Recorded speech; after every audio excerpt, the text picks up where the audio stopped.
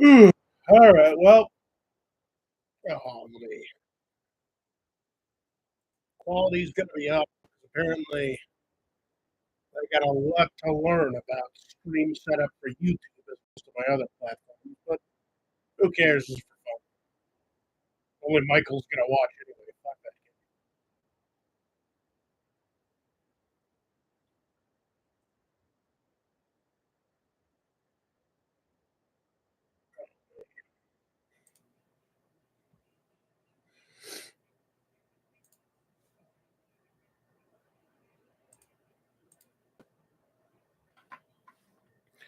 All right. So I figured it'd be fun. It's end of year. I was going to do this last night, but had trouble setting it up, and also I fell asleep.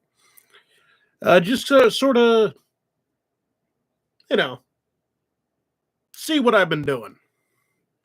Apologize for the sound. Normally it's much better, but uh, I for some reason I can't. It lets me live stream like this, but it won't let me live stream through my streaming software where I have all my filters set up, which it actually sounds pretty decent. So here's what I'm gonna do. I am going to go all the way back to the start of my channel, which I feel like there should be way more videos. Since I got right, oldest. So it'll probably be a short stream based on the quality and the all that other stuff, but figured it'd be fun. See what I've sort of done. Maybe I'll edit this into a video if I can get past the sound. Let's see. So my very first video. Let's watch that real quick. Oof. Ruh-oh, Reggie. See you next week. All right, so I said this is my first video. Let me go actually head to the middle there. A few things to note here. One, this is not my actual first video. This is my first video on this channel. My technical first video was some Pokemon Reborn thing I did a while back. As for this particular video, you'll notice it says Astro Tuesdays. Let's also see. Yeah, first comment, my pal Alicia. And then we got the start of the Astro journey. So this was obviously I'm in a Scooby-Doo suit. Now, the thing about that is I made this channel as a joke originally because I was jobless and I was telling people that I made money doing Scooby-Doo impressions, right? So I figure, all right, I'll make Scooby-Doo impressions. Other things to note, that awful goatee. Oof. I mean, this ain't exactly styling myself, but still, that goatee. Ugh. And then, of course, my background was like I got a very basic lighting. I got a my shiny poster back here. See you next week. Sound quality's on par with what I'm working with here, but in video form. I mean, you'll see. My video quality gets my sound. Actually, can you hear? I didn't even notice. Hold on, let me tune into my stream. I just assumed, but.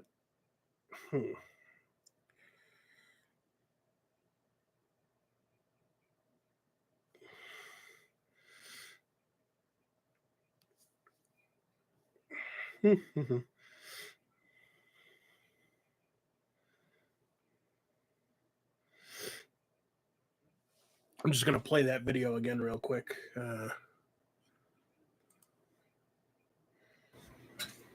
Ruh-oh, Reggie.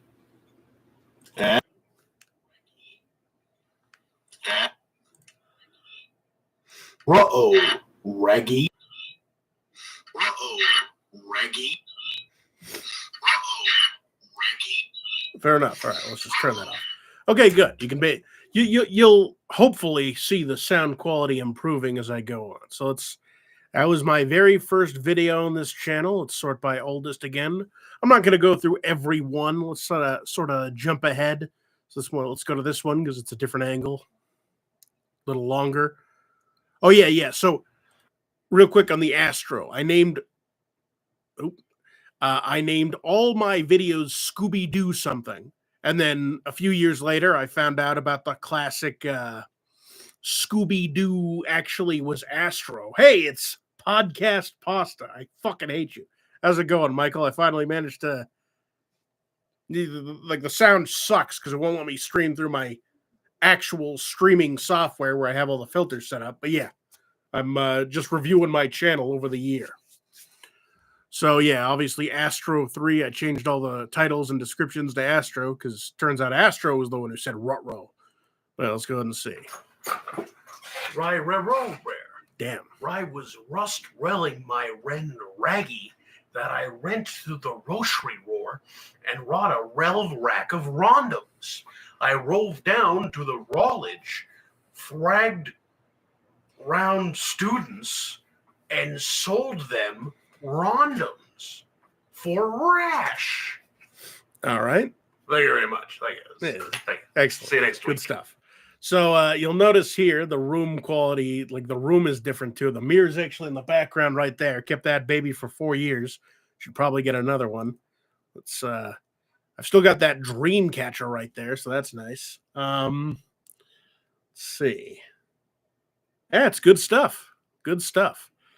Obviously that's sound quality still bad. You can hear the squeaking, you can hear got that little Febreze in there for that bed, good stuff, but I'm also not wearing my trademarked outfit. So let's see here. What else we got? So this is my okay. Ruh-oh, raggy. I was Let's rousing bring in- on rhyme, and Let's bring back some memories. I don't have this anymore. This blanket. I don't know what happened to it. Still have this monitor. That's great. Yeti I've got, but it's got a terrible, I don't know if you can see it here. I've got this. There you go. The Elgato Stream there. It's pretty good. This one, the Yeti is actually pretty fucked up. Apparently I gave it to somebody else because I wasn't using it, and I didn't realize it had this screeching sound. But yeah, oof. This has moved. This is my bedroom where I was initially filming in. Now I've got my office set up here. stumbled Let's see. across the Runjo Rito correction. And let me tell you, I was reading, and fucking Fuji is the scariest rucking shit I've ever. Yeah, you know what? That's fair. I had just read Fuchi. Hold on. Let me pull her up. Junji Ito. Yeah, fuck it. Fuji. No. It's kind of interesting to provide some context for this. This bitch, she scared the living shit out of me. She was part of the Junji Ito collection, and she's essentially she's a model who eats. She's got the rate. That's her kid, I believe. Is that it's the live action? I don't want to see the live action. But yeah, she's got the forehead. She's just terrifying. She's just so normal, and it's just so yeah, that scared me. So I did my Scooby-Doo impression based on that. Ever seen in my life.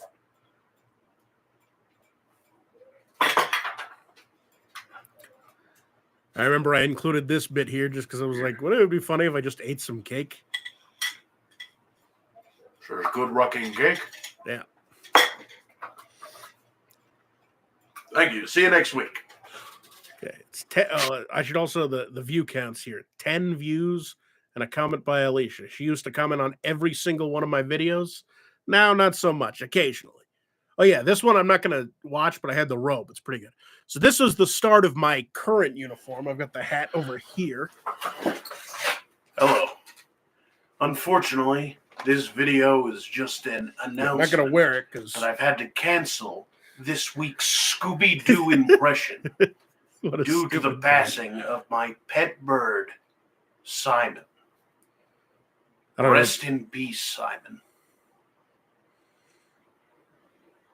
Oh, Raggy. There you go. See you next week.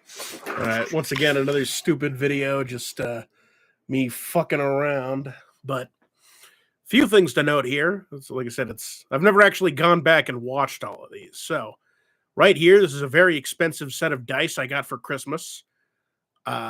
This setup, you can see my computer, and it's like a cyberpunk background I got. Oof, if only I knew how much I'd hate that game.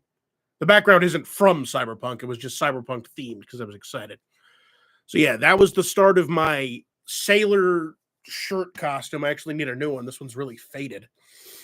Let's see. I'm not going to go over every one of these. Let's mostly this one. What's this one? Boy. So you want a Scooby-Doo impression, huh? I'll give you a Scooby. Right. So I'm pretty sure I was fucking conked out of my mind here. Like, I don't get drunk that often, but yeah. Do impression. Let me tell you why I'll give you a Scooby-Doo impression. Hold on a second. It's part of my goal. Fuck you. It's not really worth going into. 10 views. 2 comments from Alicia, and then my screensaver is, of course, me. Yeah, not much to talk about there. A lot of that stuff, like I don't have that TV anymore. Let's see. It's the Best Deer Award. I was so young and thin back then. Oh, Jesus Christ. Well, I think Broader than a roodle with her regs red? All right, that one might have been appropriate. I'm pretty sure I'm balding because I cannot get my hair back to that point. So yeah, that's thing is, it continues with Scooby-Doo impressions for a while. Oop, let's go here because this is when I first started using green screen. Do do do do do. I also added this intro, which let's Do do do do do. Do do do do do do do do do do. That's when I called my channel The Den. Now it's Den is the Menace. So I don't know, more context. This is the saz. It's a Turkish instrument. I just you don't really. It's basically I call it the Turkish banjo, but people get pissed when I do that. So Do do do do do. Here I'm in the backyard. Oh, oops. You can see I've got Kunai throwing at a picture of Weatherby from the cartoon. This was another thing I was planning to do. So way back when I was doing this, I already knew I was going to review Archie comics. It took me a fucking while. I also knew I was going to do some anime stuff probably. So that's why you can see that. There's me, yeah. Fire going with the den. Uh-oh, Reggie. Ugh. The sound quality, man. Like, obviously, Jesus, that is hard to watch. That no wonder it took me, like, what was it? It was like, I believe it was like a few days in between each upload just because. So let's see. That's me. I'm growing. You can see, like, the facial hair was different in all 3 of these. So let's go here. Scooby fans, I'm here with another episode of Scooby Tuesdays, where Audio quality was a little better this time around. Oh, I can still hear myself. I should turn that down. But yeah, that was just more on my using the Astrosphere. Oh yeah, I have. This is my interview chair. I have this in a frame. I was gonna do this if I ever had like a guest on the show. Okay.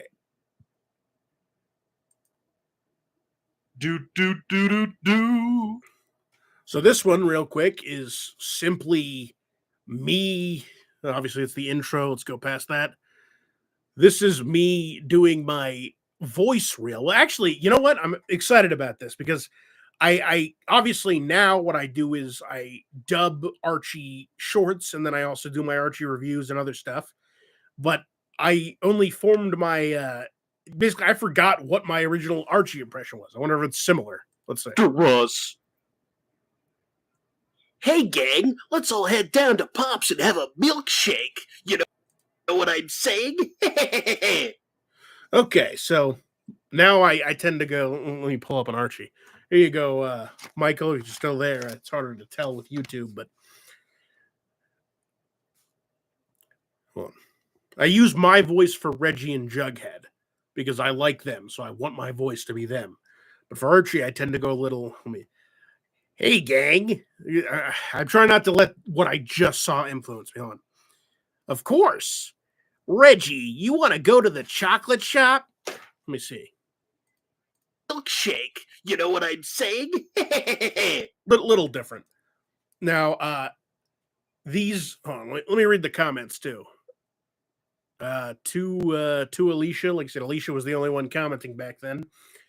So yeah, this was my voice reel as a joke I made because a lot of the people I watched were making voice reels.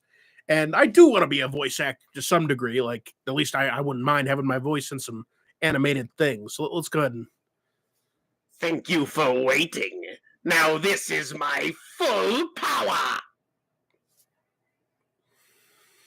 It's me, Freeze. I like the pasta. Stupid monkey, I will eat you like I eat my cannoli. Okay, so obviously with full power Frieza, I say obviously, I genuinely thought I could do a good Frieza impression. So that was me. Like, obviously there's a lot of jokes in here. That one, yeah. But I was like, okay, I'll throw in a real one. That's my full power Frieza. Which, well, let me do a full power Frieza real quick. I really should do this with better audio, but it's like, come on. You filthy, like, I don't know. I can't really do it anymore. But the point is, I thought I had a good Frieza. So here's Bruno. Hey gang, it's me, Bruno. Anyone up for some weed or acid? Bro. Hey, why don't we chill by the docks? Oh yeah. Got any eggs, bro?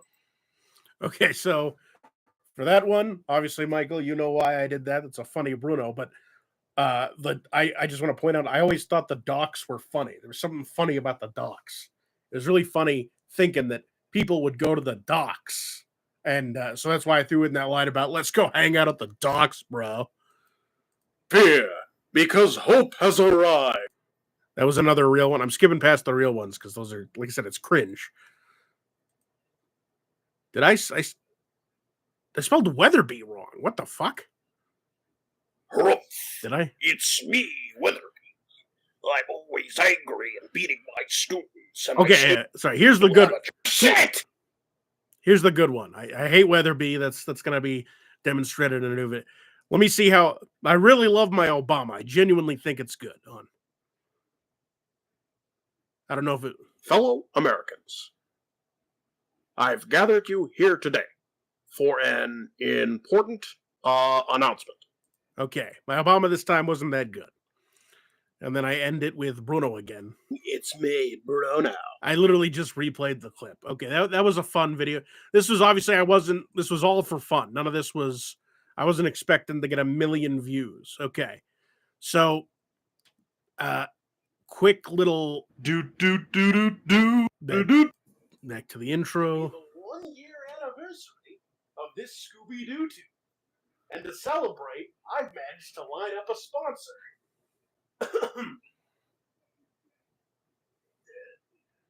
Get 15% less car insurance. Okay, that was I had a nice jacket. That was my uncle's. Uncle's still alive. It's just he didn't want the jacket anymore. I since gave away the jacket because it's hard to tell there, but it's a bit too small. Although it is right across the hall, so I could grab it. Okay, so this is my first long form video, and I think, let me just double check. Yes, this is up until this point, it's my highest viewed video. So let's skip the intro. What the hell? Hold on. Now, to address Oh, yeah, I don't do this. I forgot you can timestamp things like this. I got to do that more often. So we get to the intro. it's drink plenty of water. Now, I think the audio quality has gotten a bit better. Quick note here. This chicken painting I got at Savers, I thought, wow, it would be really funny to just have a painting of a chicken. I think it was like, there's a little thing you can say there was like the winner of the chicken fair. I was like, damn, but it broke, unfortunately, so I don't have it anymore.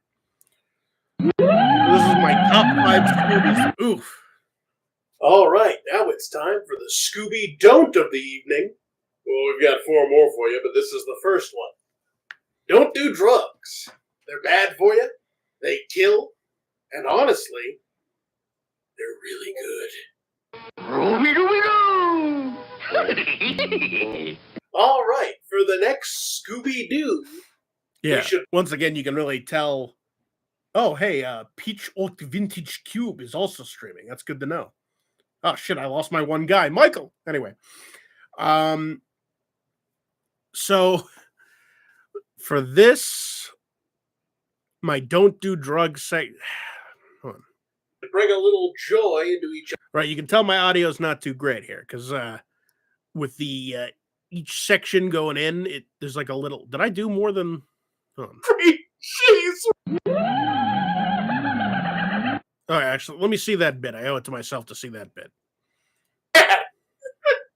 He's an alien. Didn't know what a bagel was. I forgot I referenced that joke.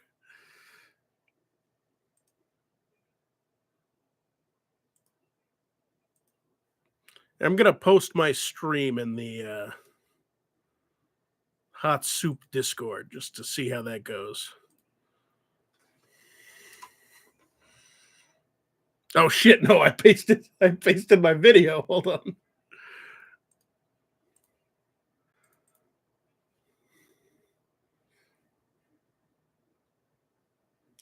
Hold on a second. Whew. How the hell do I share this?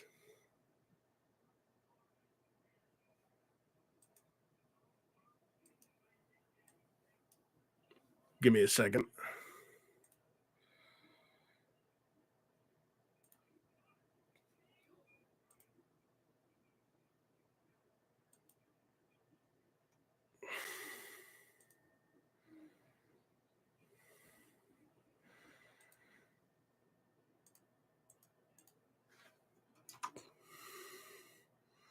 Beautiful. Okay.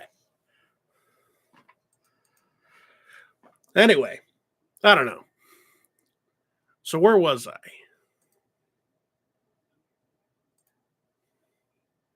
Am I not live anymore? Oh, there we go. Shit. Hold on. I got to figure out how to get back to my. Beautiful. Okay, so yeah. He knew what the great cheese.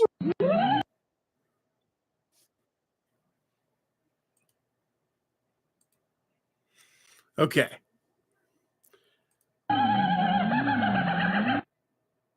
All right. For the next Scooby Don't, we're gonna get a little personal. Don't sleep with my wife. Huh? Sounds pretty simple, right? It's my wife. I mean, why would you want to sleep with her? There's plenty other women or men. Michael. There you go, Michael. It's a shout out to you. Did I hope Check out his podcast. There you go. Check out your podcast. Podcast featuring me. Once. Now that's more than one. Now,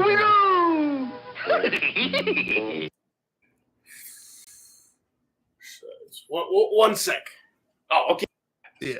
Fires. Obviously, this was peak COVID, so.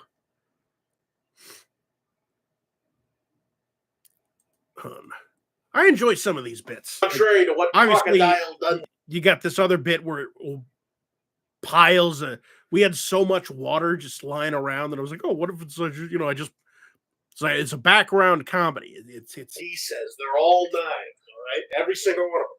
If it's sharp and you use it to cut pasta, it's a knife or a fork. So yeah, remember, kids, don't play with knives. Nice little Or forehead. else. Guest. I think this was my first truly edited video besides the green screen one. But basically, this is where I was really experimenting with transitions and things. And yeah, this is. Oh, hold on. This is. What's more important than all the other things I said that you shouldn't do? Well, I'll tell you. It's Scooby-Doo impressions. That's right. I'm done with the Scooby-Doo impression game. This was so fucking I hard. mastered it, and now Oh, let me see the comments. it's time for me to move on. Damn, it's like so many. A new game. Archie Comics. That's right. I know that the audience for Scooby-Doo. I might.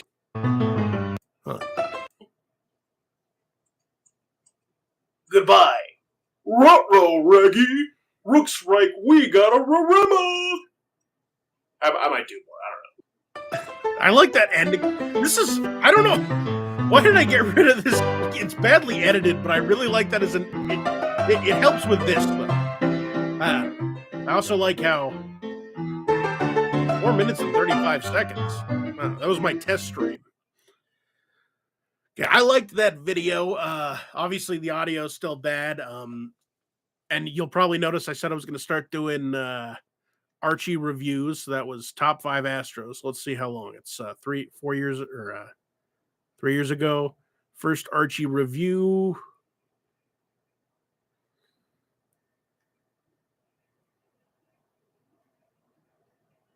The trends. Oh, no, here we go. Well, this year. So that's interesting. So now I'm going to skip over most of the Archie reviews. We've seen them. We know them. I will say, I do want to point out in that video, I have a knife. That knife is broken. It was broken when I got it. It was a shitty knife. This is where I started doing, you notice I said Astro 3 like here. When I started doing more like, okay, let's do this real quick, just because I want to show. How's it going, Scooby-Doobers? Today we're back with another Scooby-Doo impression. You can see. This time from Melina from Houston. So that's good stuff, like the Mortal Kombat character.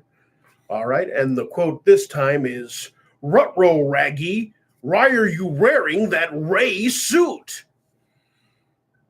It's rude. But thanks for watching, and I'll see you next week. So obviously that was supposed to be gay suit, but in Scooby-Doo. So audio quality is much better there. I think that. I started doing, hold on. I want to see. Yeah, most of these are nothing to write home about. It's just me doing like this. I really like the title Astro D Sells Out. Or it was originally Scooby-Doo Sells Out, but that's funny to me, just being like, they sell out. Here we'll also see, this is also the period where I dyed my hair briefly. I might do it again soon, but I actually really liked this look if it wasn't for the fatness. But, you know, the fatness has always been there, at least since this YouTube channel. So there's the, let's take, because the thing is, let's watch the Aw Lord Freezer.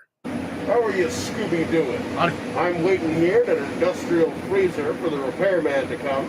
So I figure while we're waiting, I'll just do a Scooby-Doo impression, you know, keep my mind off things. Let's see what we got here. All right. Ruh-roh, Reggie, I'm wrapped in a building unit 54M4. Ruh-roh, let me rot rear.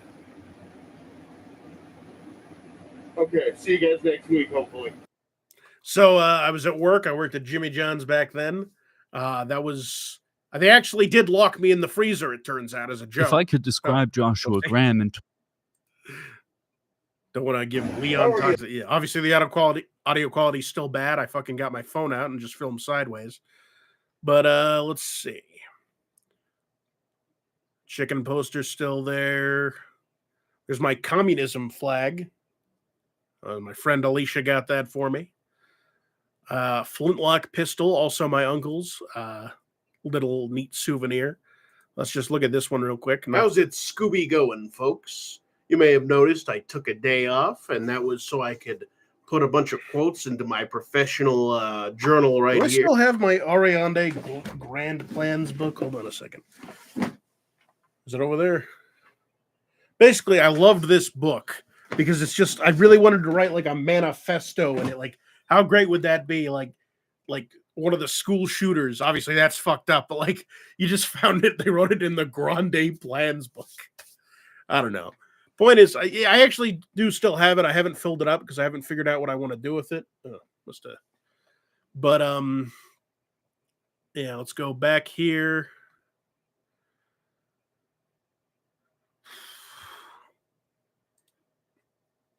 Obviously, we're still in the early stages of the stream, although it's been like 21 minutes. But most of my videos are like up to a minute long at this point. This one I was styling as fuck. Let's watch that one. How's it going, Scoobers? Just gotta knock out a Scooby-Doo impression here, otherwise I won't have one for tonight. But here you go. This one was from my buddy. Damn, I'm rocking. You Ryan. can see I'm rocking the Tag, same. So let's go ahead and do this. Ruh-roh, Reggie. When are you gonna raise the rent? Good one, Ryan. I'll see you next time. My friend Kiara was visiting, and I was trying to do one video a day, even though that wasn't really. It was really hard to do back then. Still kind of hard to do today, but it's basically I know enough to easily throw together something with good sound and decent editing within a few minutes. Shorts I also want to go over in a bit, but so let's see here.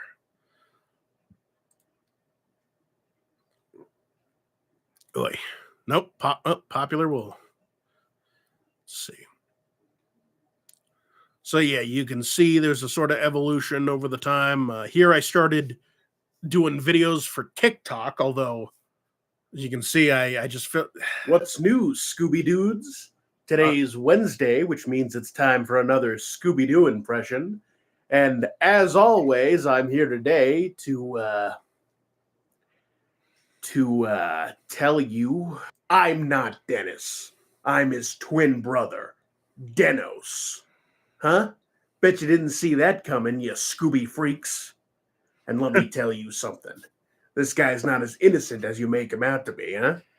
He sits there all day doing his little Scooby-Doo impressions, and he hires me to come in to fill in on his day off. But you know what he's doing on his day off? Digging. You know what he's digging for? Well, let me ask you this. Have any of you seen his ex-wife recently? I didn't think so. Let me tell you why. The reason he's digging is...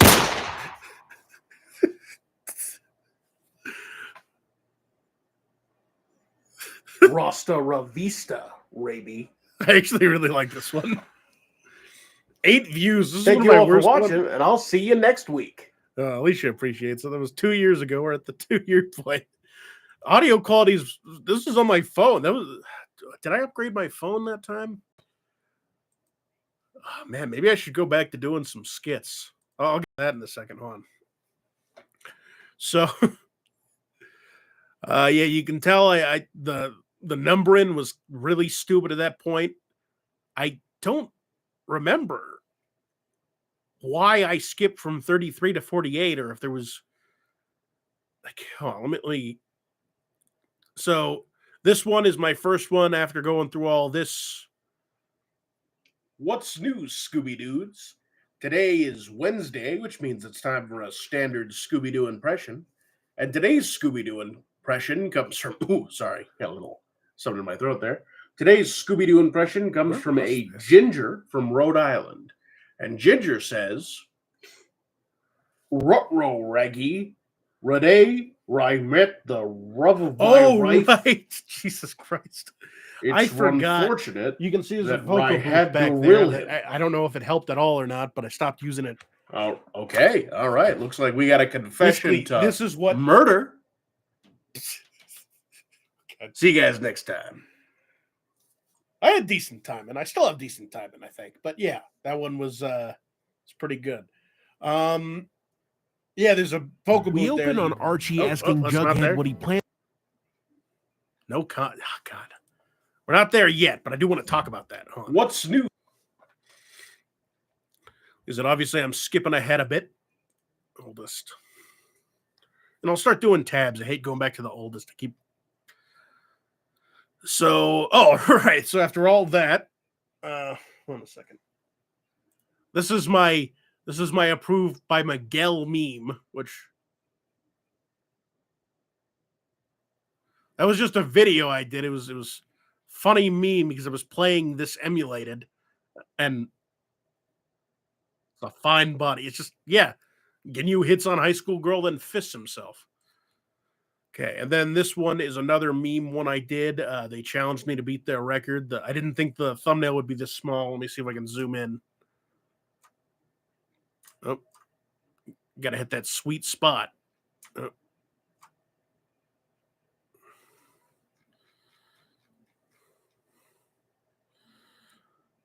Yeah, we're getting close. Now, basically, it says there's no way you can beat my record for. Hold on.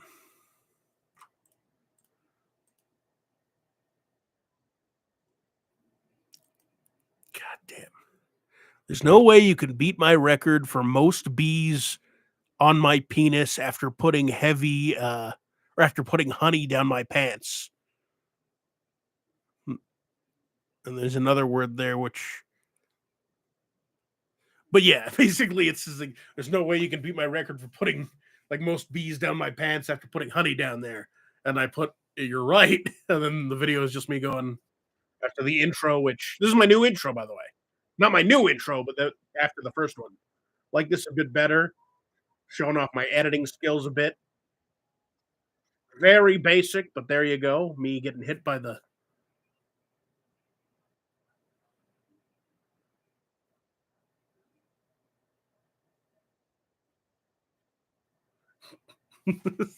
Yeah, it's a real stupid punchline. I appreciate it, but... so that was also, I believe, let me see. The Archie Corner is present.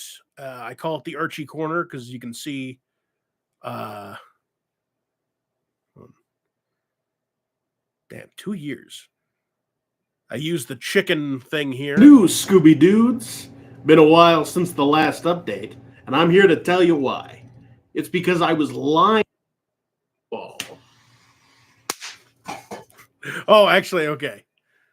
So, Ranrolled Rigaret. this is just me doing a Scooby-Doo fantastic. impression after a while. Absolutely fantastic. I bought a pack of... Now. hold on.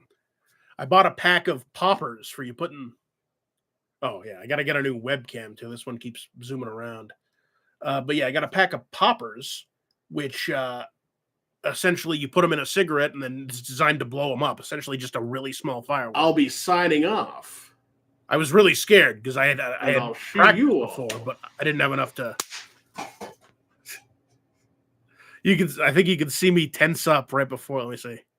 See you all. Yeah, you can see I was anticipating it, obviously. Didn't claim to be a great actor. Also, someone apparently did a hour review of Atop the Fourth Wall, which... Okay. Despite what I said, I went ahead and didn't open a new tab for that one, but it's fine. Okay, so we're just back to Scooby-Doo impressions at this point. This is that time I convinced Michael that you killed me. These views are all pretty bad. Did I get anything? This is my second most viewed. I hadn't broken the 100 views yet. So, okay. After all that, I'm just going to show this one because, I'm not going to show this one. So this is my skits. Basically, I started filming TikToks because obviously I wanted to have some fun. But at this point, I'm like, oh, what if I do some skits? Let's view a few of these.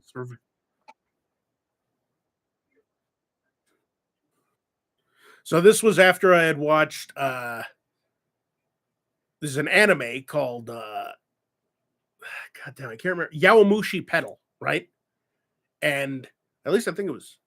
Yeah, so it was Yowamushi Pedal, and there's this scene in Yowamushi Pedal. Essentially, the main character is a guy who bikes to school every day, and he sings like a nice song about he's a nerd. He's trying to join the manga club to make friends.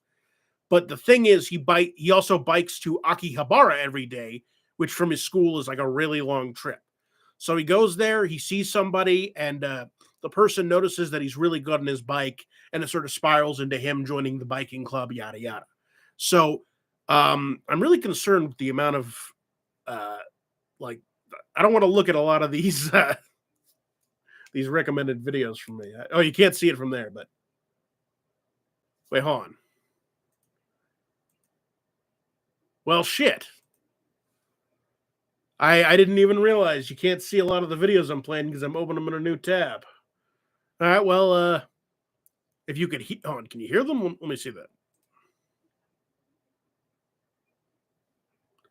Whatever. Going forward, So yeah, that's what this.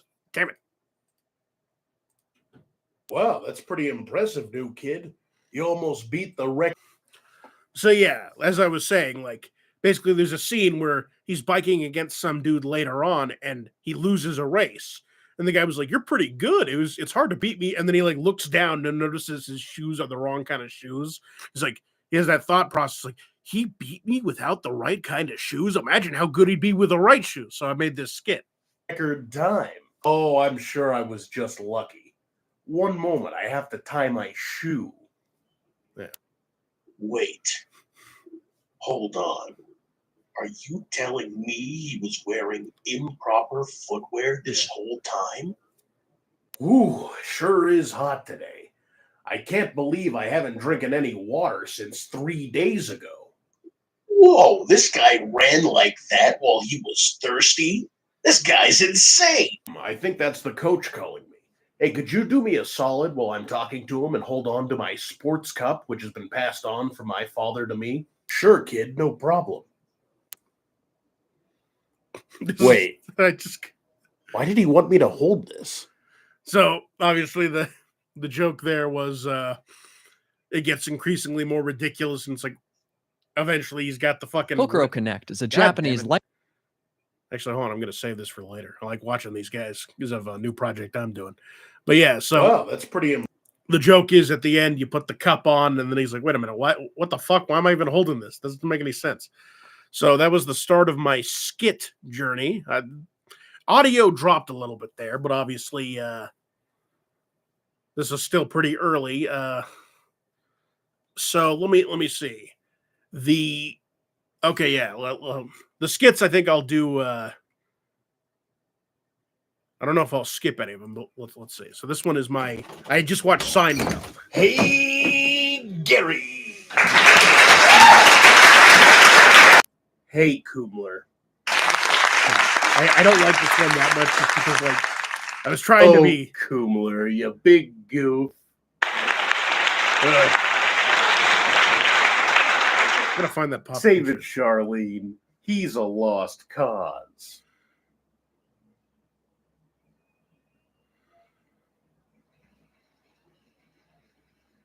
But don't worry. Old Simon's here for you. Once again, a stupid bit, but Everything's gonna be all right. That's what Simon says. that's the catchphrase that failed. Hello, comrades. Together we will help spread the beautiful communism.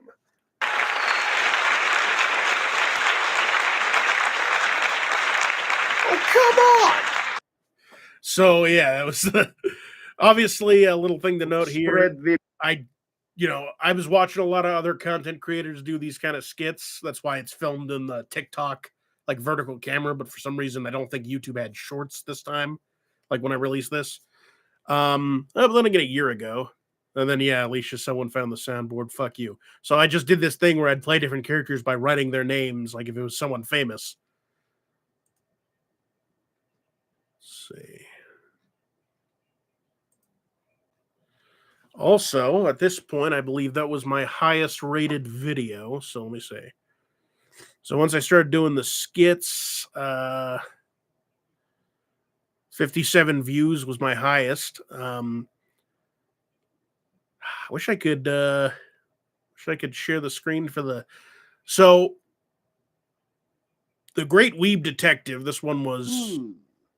This was my first idea for a skit. I had this when I was like 18. We only have 24 hours to find out who killed this prostitute.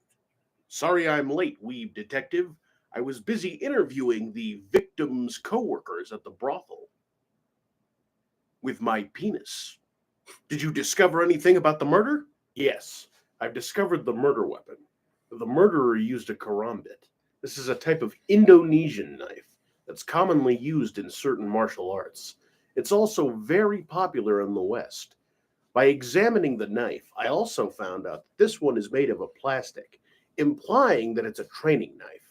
But the plastic is sharpened at the very end, which actually makes me think that this knife was designed to get past airport security. The victim was stabbed 12 times, and it matches perfectly with the knife's imprint. That's amazing, Weeb Detective. You've done it again. What's your secret? Because, Officer Johnson, while you were busy having sex with all those women, I studied the blade. Oh no. It's probably my favorite skit. Sex No, with all let me see. Sorry, I noticed. those women. I studied the blade. Did I show the karambit on? Oh no. Quran. Murder. Penis. Per hour. Officer. Oh yeah, there it is. So some background on this. Obviously, like I said, this was the first skit I thought of, which is what it would be funny if they said they studied the blade, having sex with all the women, but like in an unironic way. Like it was an actual yeah, this is why I studied the blade. So for the karambit, I wanted to use a weapon I had. This is my father's a big martial arts guy, so I borrowed this training thing. What I said was pretty accurate. It was really simple too. Let me see. Okay. Now, I think the most notable skit, like I said, I don't stand behind all my skits. The Seinfeld one I found funny because of there were a few bits there, but God, 3 minutes. I forgot I did a skit on the Scooby speech therapy is pretty funny. I think. Let me see this one actually. Hey, Jerry, you got a moment? Oh, hey. What can I do for you there, Scoobert? Yeah, actually, it's just Scooby. But okay, you know what? I'm not actually a fan. I'm remembering that one now. So with the that one, it was because I was playing Multiverses. This is way before Velma's actual infamous reputation. It was people just being like, "Why is this show being made?" And then, of course, it happened, and people were like, "Yeah." But yeah, so that's actually kind of a continuation of Scooby speech therapy. But I noticed someone pointed it out in one of my other skip. When the Weeb meets his match is also really stupid. It's my most viewed video up to that point. But the premise of that one is that essentially I have to stall for time as the Great Weeb Detective, which is another series I was trying to get off. And basically, yeah, it was. I don't know. I just thought it'd be funny the idea of because in that scene, Goku, where he turns Super Saiyan 3, he's both showing off his power and stalling for time. But I thought, oh, what if the Weeb Detective also used that to stall for time? But also it's pointless because if he can achieve Super Saiyan, even up to 3, a gun isn't going to harm him. But basically, let me see, I can't. well, Oh yeah, this is. well. I'm sure. It looks like the Great Weeb Detective is on the ropes. This is also when I got my painting of me. That was fun. Weeb Detective, we need you to stall until backup arrives. No problem. Like I said, this one's too cringe for me to finish. But I was actually doing pretty decent with the background music. I think it was because TikTok's built-in background music was a little easier to. Basically, with DaVinci Resolve, I've noticed when I try to put in background music and it sounds good in the playback, when I actually export it, it'll be either really loud or not there at all. It won't be 1-to-1 with how it sounded in the playback. But yeah. So this one, I believe this one is one of my least liked videos. It's only 10 views, but if I look in the comments section, I believe I'll have one. Yeah, Alicia going, this one didn't hit, and I go, yeah. I just needed to throw out a skit, but let me see. Hey man, why the long face? Audio that's because quality my is still dad kinda is a good. horse. It's a good With that joke. aside, I'm feeling pretty down because I'm broke and I need some money real fast. Michael, is I feel you. You know what you should do is try a scam. That'll get you some money. like I said, there was no direction for this one. Sounds interesting. I just wanted to put out a skit. but I don't know any. You know, a good one is accusing somebody of something that would ruin their reputation and then threatening to reveal it unless they give you some money. Okay. Tell me, how does it work? Well, let's practice. You call me a racist. All right. You're a racist. Hello, Anti-Defamation League? I'd like to sue somebody. For money. So this was based. God damn it! I'm laughing not because it's good, but because it's bad. So, the formation of this skit, as I mentioned, I just needed to throw something out there. But this is also me trying to see how much I could ride my natural charisma as it. Like I like the sound of my own voice. Like here, it sounds good. You know, a good one is accusing somebody of something that would ruin. Obviously, this was a year ago. My voice might sound a bit different, but I also I was watching Oni Plays, and they did this bit about the Anti-Defamation League, and I just the Anti-Defamation League was funny on its own. That's why, Defamation League? I'd like to sue somebody for money. Also practicing with the zoom in a little more. I just got the CapCut software. Like I said, it wasn't the greatest, but I make myself laugh, which, Okay, so this is another Scooby-Doo. I'm going to avoid that one. So this one I'm going to put in because this was the first off, 958 views. I don't think it had that much when I think it was only 100, but,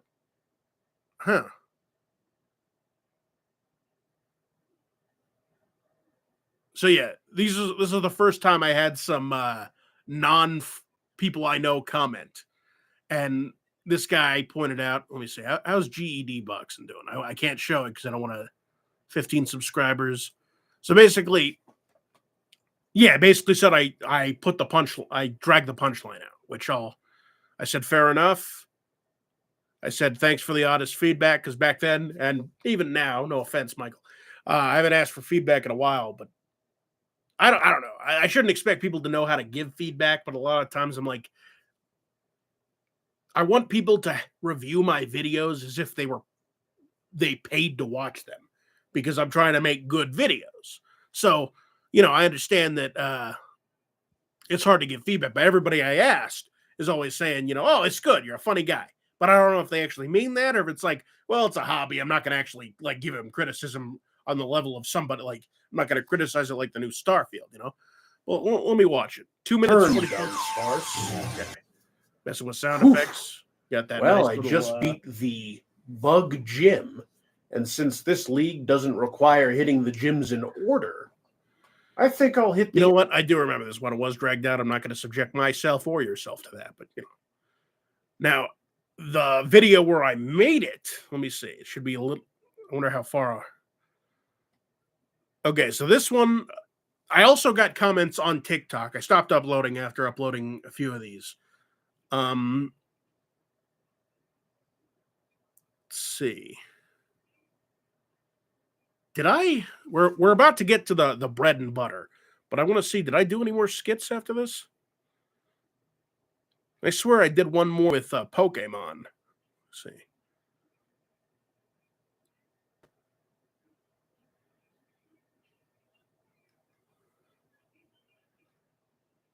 It's because there was one that James actually gave me. He's like, that's a good skit. He's the best one I've done so far. What happened to it? Huh.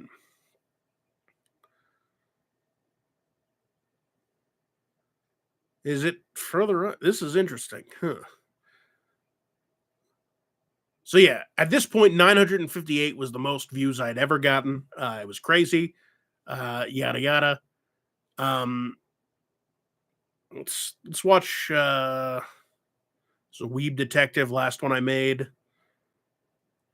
Let's watch one last time. That'll be $5 for the chapstick. Sounds like a pretty good deal to me. Just got this new. You think that's a jacket, good too. deal? I'll give you the old tug and chug for $50. How does that sound, huh? Wow, I'd take that deal in a heartbeat. Wait, really? I was joking, but I could use the money. I'm actually $100 short on my electric bill. Wait, would you have paid me $100? Sounds like a great time. Oof, that's a bit frustrating. Huh. I can't really go back and renegotiate, huh? That'd be a bit unprofessional. I mean, we made the deal. Although, I mean, if you're fine with it, I guess we can renegotiate. Sounds like a good way to spend a Tuesday. Fantastic. That's fantastic. Okay. So you go to the ATM outside. I'll close the shop for a bit. Actually, hold up, though. There's another thing is is that we both gave good consideration when I offered the deal. And if you were to bring this to court, then you could potentially make it so you only have to pay the original 50. Oof, this is a conundrum. Although, technically, this is an act of prostitution.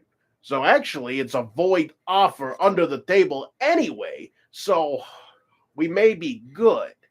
But now that I thought about it some more, I still have my pride as a businessman. Oof, this is a tough one. What should we do? Okay, yeah, that goes on for about 4 pages. Oh. This skit clearly has no ending. Okay, so that one I like just because, like I said, I was trying to do a. Oh, let me take a sip of this. I was trying to do a thing where I uploaded as much as I could. I think at this point I was trying to get 1 skit a week. And I actually could. I had a bunch of other skits I was thinking of. It's just I didn't have the time to actually edit it together. So I threw this one in. I'm like, I'll ride the power of that accent. And then at the end there, Should we do? yeah, like specifically here, I started going about some things that, like, basically I was in a business class. So I was like, oh, well, consideration. I basically found out that, like, if you tell somebody, hey, I'll give you, like, I don't know how practiced this is, business law. And essentially it's like, if you tell someone, I'll sell you my car or I'll sell you this thing for $100, and then they say, deal, I'll be back with $100 tomorrow. And then later that day, before the next day, you find out that, oh, you could actually sell it for $1,000. You can't just renege on your deal. Even though no money's been exchanged, technically you've both given consideration, and so you have to go through with it. Like, you could be forced to make the deal. That's what I was reading anyway. So I just threw that in there as a bit of knowledge there, just to pad out the video. So going back to the skits, basically Scooby-Doo. I mean, I'm trying to avoid the one because I remember mystery manga after 10 chapters. I believe this is the one where okay, well, let's watch the mystery manga and then I'm going to get to the good shit. The killer created a perfect robot copy of his wife, had the robot go into the office and speak to the receptionist for 30 minutes, and then had the robot come home. This explains the discrepancy in the time of death and removes the husband's alibi. Whew, all in a day's work. Tonight, the drinks are on me, Officer Johnson. Are you serious right now? What's the matter, Officer Johnson? Got a bit of a tummy ache? The killer was a high school English teacher. How are you not amazed by the complication of this scheme from a man with no background in engineering or programming? I mean, it's not that implausible. He is the high school robotics club's advisor, after all. There are scientists and engineers who have dedicated their lives to their crafts, and they have not created a machine as sophisticated as the one that man had. And don't even get me started on last week's case with the McDonald's worker. Wait, what's your problem with last week's case? It was poison. Poison's a very common murder weapon. Sure, if it was like cyanide, but this poison, which I may remind you was concocted by this McDonald's worker, had the specific quality of not reacting until it came in contact with the exact chemical composition of Big Mac sauce. I mean, come on, that's amazing. I mean, I guess it's a little complicated, but everybody on the force has to deal with these kind of cases. That's the thing. I was speaking to Officer Swanson the other day, and his last 5 cases were stabbings at convenience stores. Cut and dry. No, something weird is going on with our cases specifically. It's almost as if somebody is purposely creating these complex cases as if to increase their reputation with the... Oh, I get it. I see what's going on.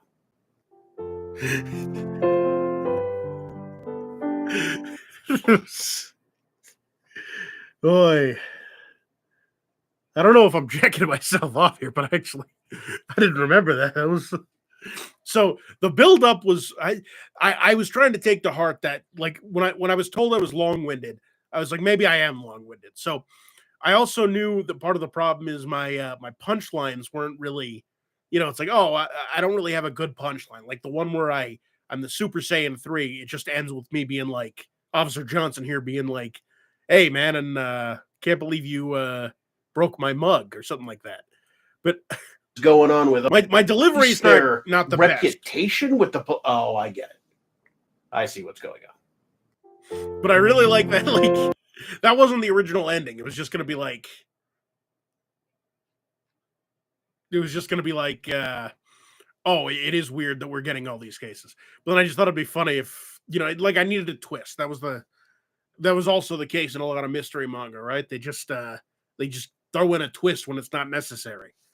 But this was actually in direct response to like I had read a bunch of mystery. I love mystery, but in this case, I was watching an episode of Detective Conan where it's like a comedian is framing. I won't spoil it, but essentially a comedian pulls. Well, that is spoiling it. Basically, a comedian pulls off a really complicated murder, and I'm just like, what? He's a comedian, Yeah, he's witty, but.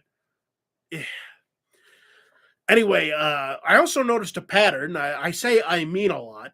I try to preface a lot of my statements by, even in my comedy, I try to preface my statements as like, all right, fair enough. But let me run this by it. So, Scooby-Doo skits, I was only really doing those because of the costume. Let's see. Said my skits aren't that bad actually. I like my skits. Let me just. We're nearing the end here, huh? And I can't find that skit that I showed James, but we're not nearing the end. This is actually where this starts to get crazy. But so, let's watch the last skit. Let's see how my. Well, new kid, as you know, all the problems in this school are solved by Almost too gambling. loud.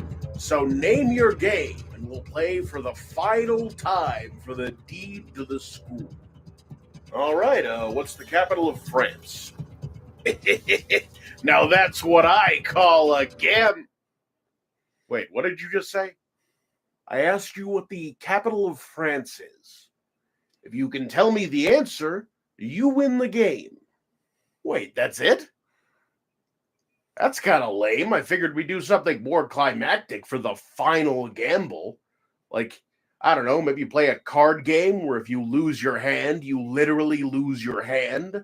Or maybe if you lose, you get your soul thrust into the dark realm. This is just disappointing.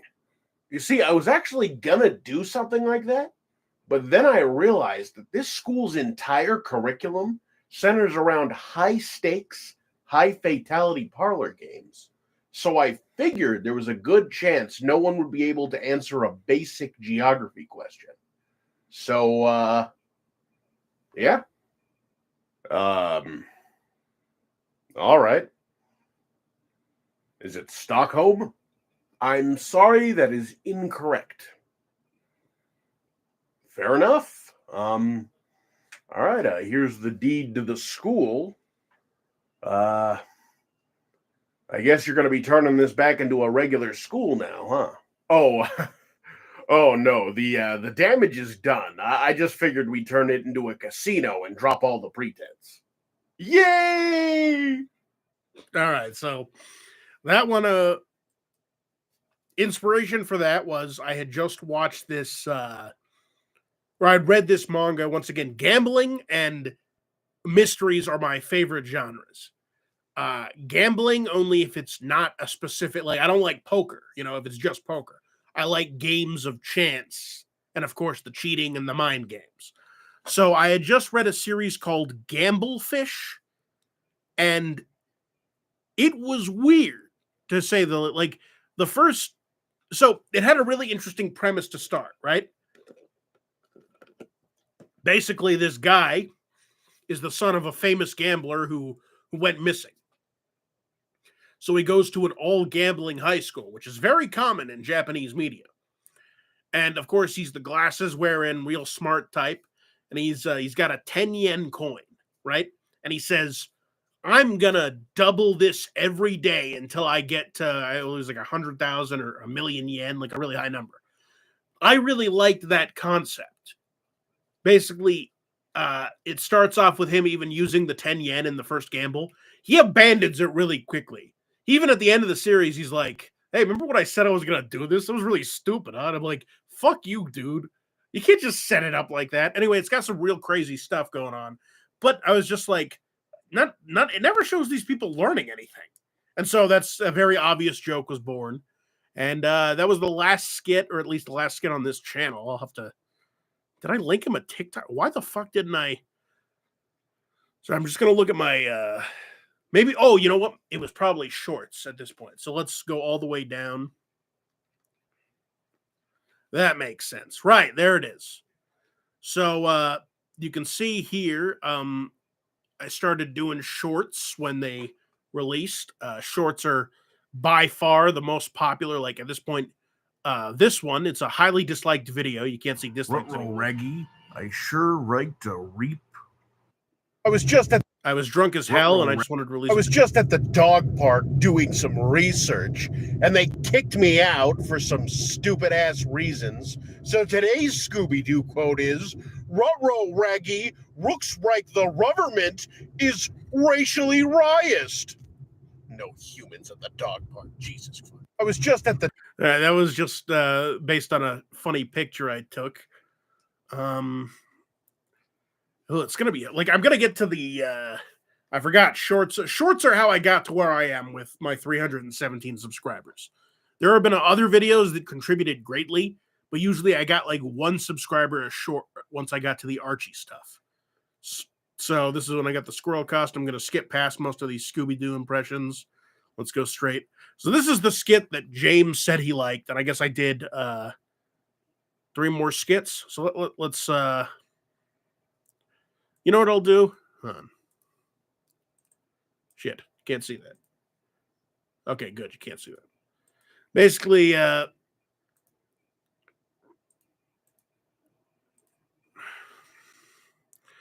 so classes in the new Pokemon games. This is the skit James liked. All right, class. Last week we covered same type attack bonus. I look good in glasses. This week we're going to be covering terrestrialization. So if you'll please turn to page 37 in your textbooks, and please pay attention because this will be on the test. Did you kids know that grass beats water? Okay, class dismissed. Yes, I have been made aware about the concerns about the quality of education of my school, but unfortunately, we simply don't have the resources to improve our facilities, and I do not know where I would get the money.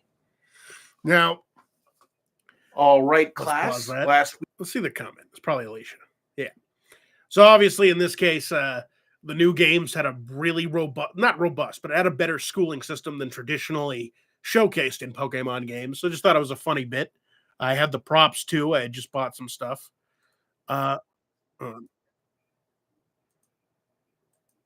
go. This one was another one that wasn't really popular. Like it had more dislikes than likes. all right. Now remember, if you lose this match, the gym is going to lose all of its funding and will be forced to close down. But no pressure. Why on earth would you say that right before the fight? All right, remember, don't let anything escape from the lab when you get there. Otherwise, the specimens will contaminate the air, and the virus will kill millions. I see your comment. But other than that, no pressure. I'm going to seriously need you to stop this. All right, we've pinpointed the leak at the 3rd chamber. Remember, send your crew in carefully. Otherwise, the entire submarine will be crushed underwater. But, hey, no pressure. Wait, what? That doesn't make sense. Pressure's the whole problem. You know what? Yeah, I'm gonna need to call you back. So, fun fact, this is before I knew this account was you, Josh, if you're still watching. And I thought you were insulting the video, being like, yeah, no video has actually said that. But on TikTok, I got some people being like that. That's why I was like, oh, well, fair enough. So this is the sandwich one. Oops. This was the Is last that a kid I made. Pokemon trainer I see? How's it going, Mr. Trainer? You look a little frustrated. Is something wrong? The problem is, I've been looking for these darn steel types all day, and I can't find a single one. That does seem annoying, but I've got the solution for you. All you have to do is eat this sandwich, and you'll encounter more steel types. I guarantee it. Huh. That sounds odd, but I did just fight my neighbor's washing machine, so... Actually, hold on. Wait, can I replay this? Guys, is that a Pokemon I hope I don't get copyrighted for Brooklyn Nine-Nine. machine? But I did just fight my neighbor's washing machine, so... Okay, yeah, sorry. I'll comment on it after.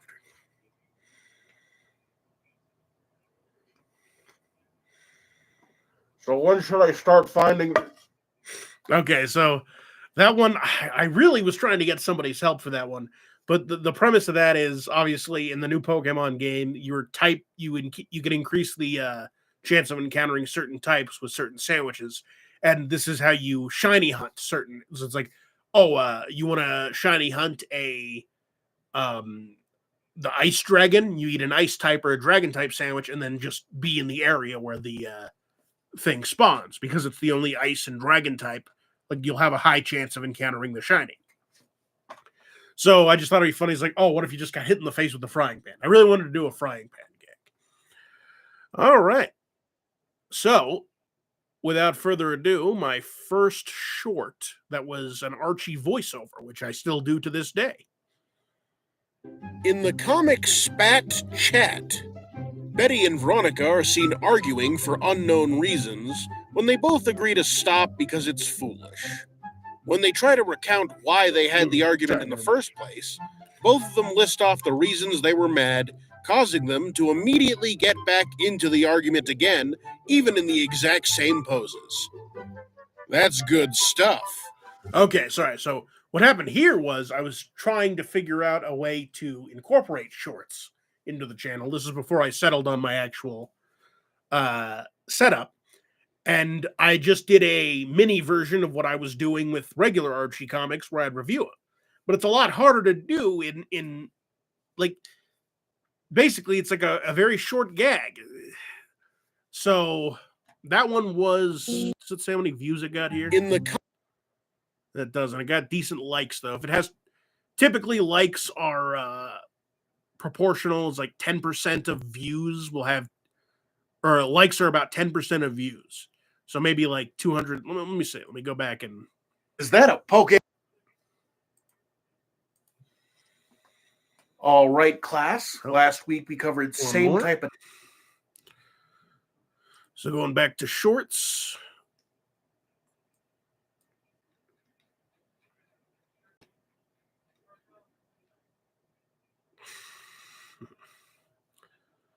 So yeah, there's actually, let me do a quick trick here. Basically, I'm trying to make this as fluid as possible without constantly going back to, so all I need to do is go over here.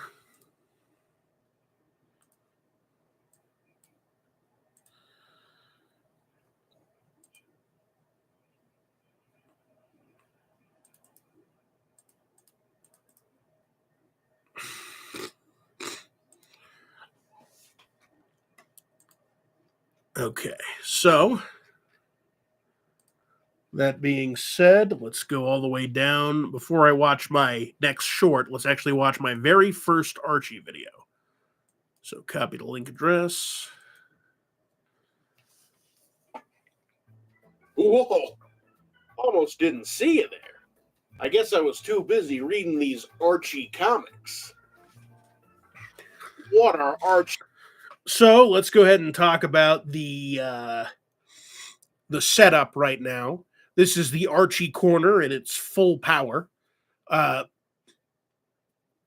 It's still there, although I've rearranged a few things. Like, for example, you can see here in the corner, this is back when I was using my regular webcam. I really do need a new webcam, something that, because this one's an autofocus, you'll notice it goes back and forth. So despite the setup I have, it's hard to actually keep it straight, but it's still nice footage. So let's just go over the background of this for a bit. You can see over here, there is some foam. There's a lot of that. It's the soundproof and stuff. Over here is my 2 posters of Archie. I've never had actual frame posters growing up, so this was actually kind of exciting.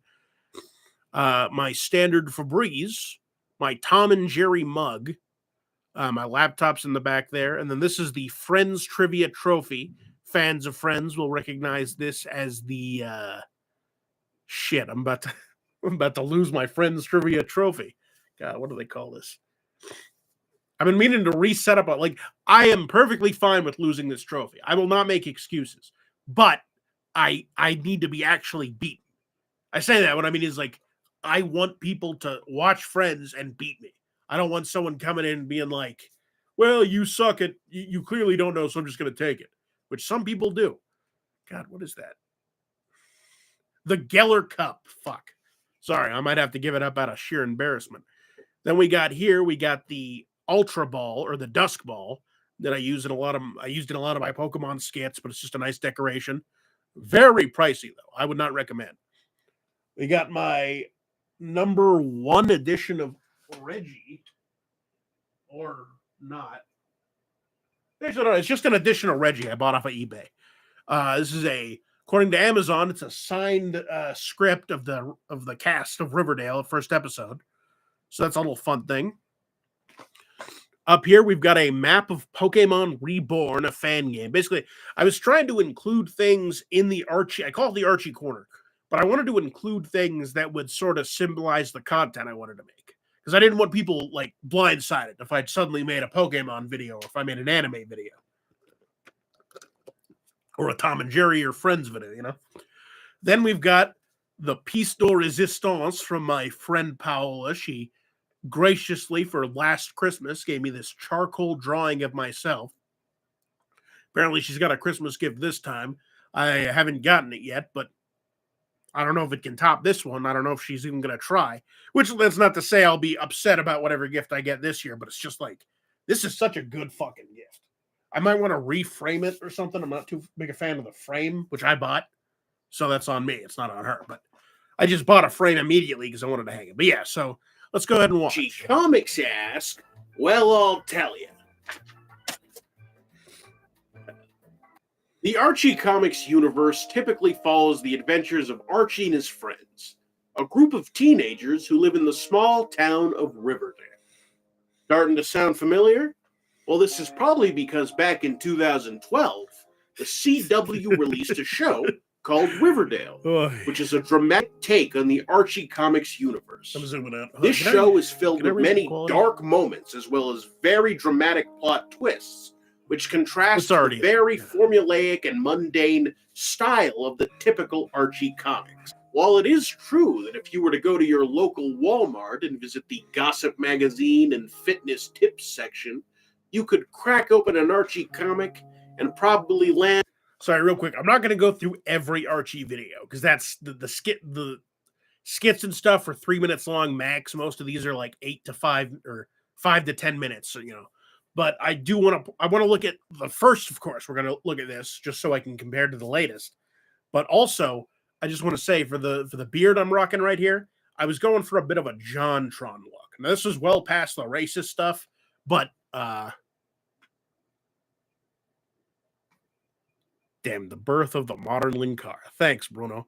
But yeah, this is well past the racist stuff. But you know, I just liked, he looked good for a fat guy. That's all I'm saying. I was like, I was really trying to, you know, I'd like to pick up some chicks. You know, I'd like to get on the dating scene. So I was trying to style my beard into an appealing way. Now I actually like how it looks here. It's just it was hard to make it consistent.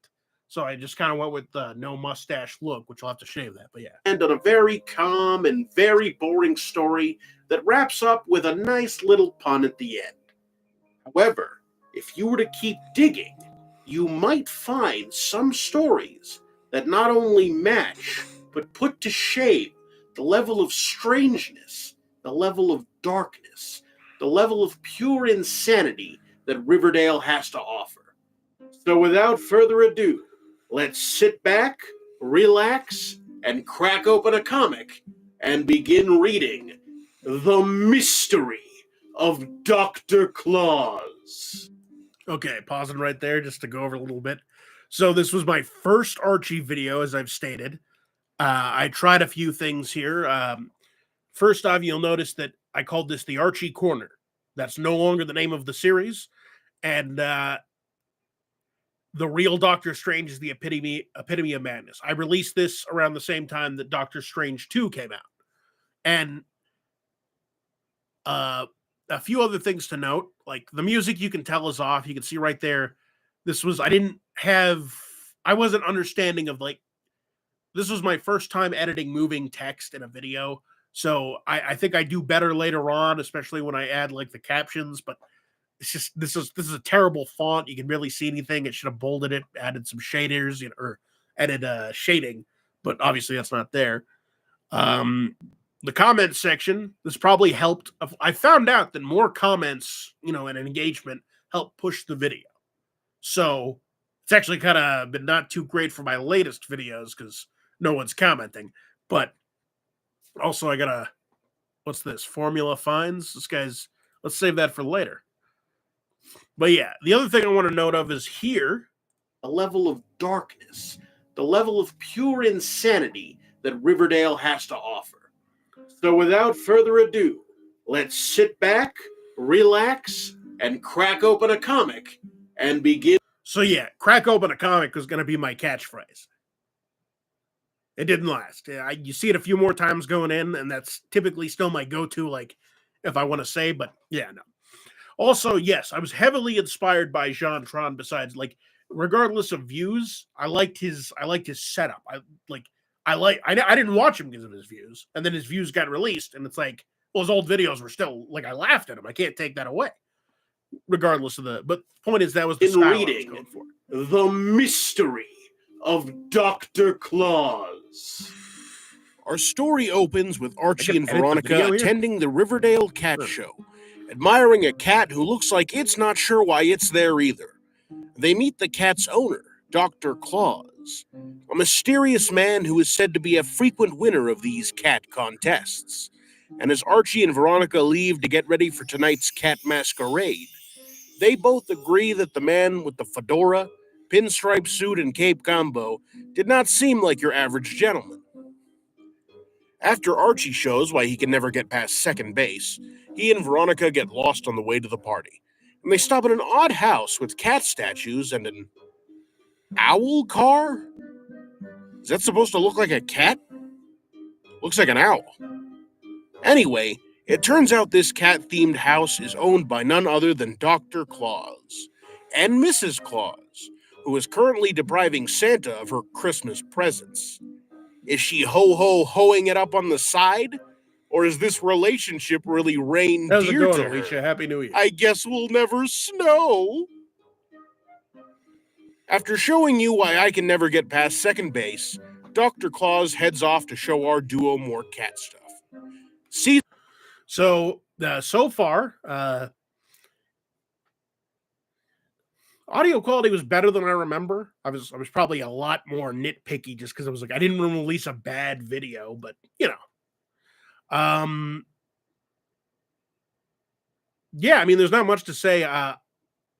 The black background always bothered me. I know some YouTubers do it, but that's why you'll see what I do in later videos. But seizing the opportunity, so far, it's not too bad. Mr. Claus tells them to fuck off before he gets back and gives them exact directions to the party.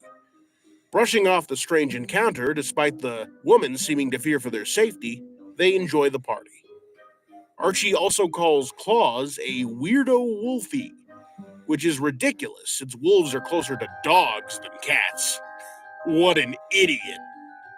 Veronica attends the next day of the cat show with the intention of entering her cat Beatrice, and runs into Dr. Claus once more.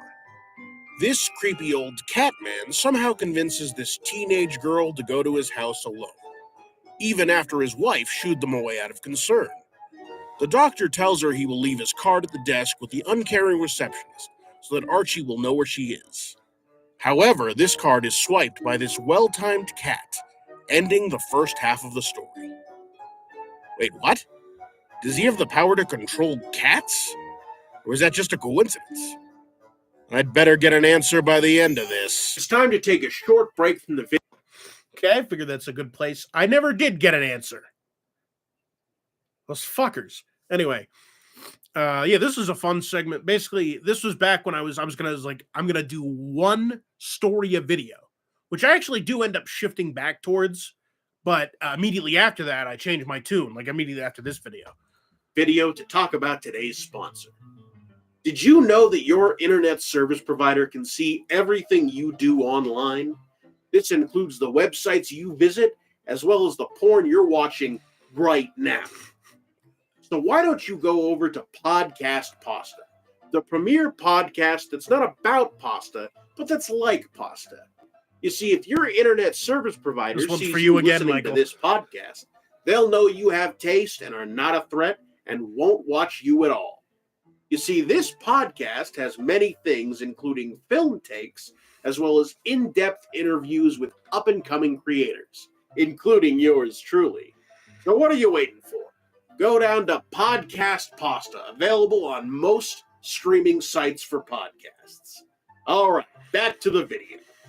In the second half of the story, we open with Dr. Claus escorting an uncomfortable Veronica around his Let property. me see the. Hold on, Veronica I want to see the credits. Oh yeah, so you notice here, I was using Kevin MacLeod, the standard YouTube. What do you call it? Basically, this is the guy that makes a lot of the songs you hear. He's a standard guy. It's free, and all you require is to attribute him, and I don't do that as much as I should. Don't tell him. notices the doctor's prize cat Alicia, and Alicia transforms from feline to female right before her very eyes. Veronica is astonished by this turn of events, as the doctor explains that he has developed a formula capable of turning a man into a cat, and that they are both about to undergo the transformation. Veronica protests, and it is revealed that his eyes have the power to hypnotize, and as if dragging this unwilling teenager to his house was not enough, he forcefully drugs her with a certifiably non-FDA approved substance. We cut back to Archie, who finds out where Veronica is easily, despite the cat plot point from earlier, because the receptionist just tells him that she left with Dr. Claus. He arrives too late, as both the doctor and Veronica have transformed into cats. On a side note, it's pretty weird that Alicia and Dr. Claus turn into cats which resemble their color scheme, but Veronica just turns into a tabby.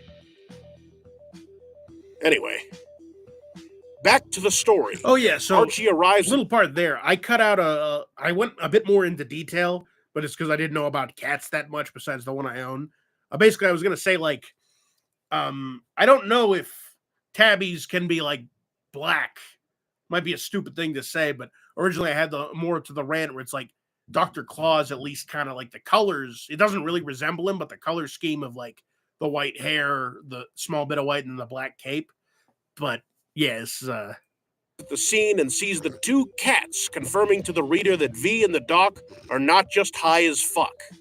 The Lady Claus is also there, and she explains the events so far, but tells Archie not to worry because she secreted? What the fuck? The last of the okay, another thing here. I actually talked to my brother about this. I guess it is possible that she was saying secreted, but I've never heard it used like that. And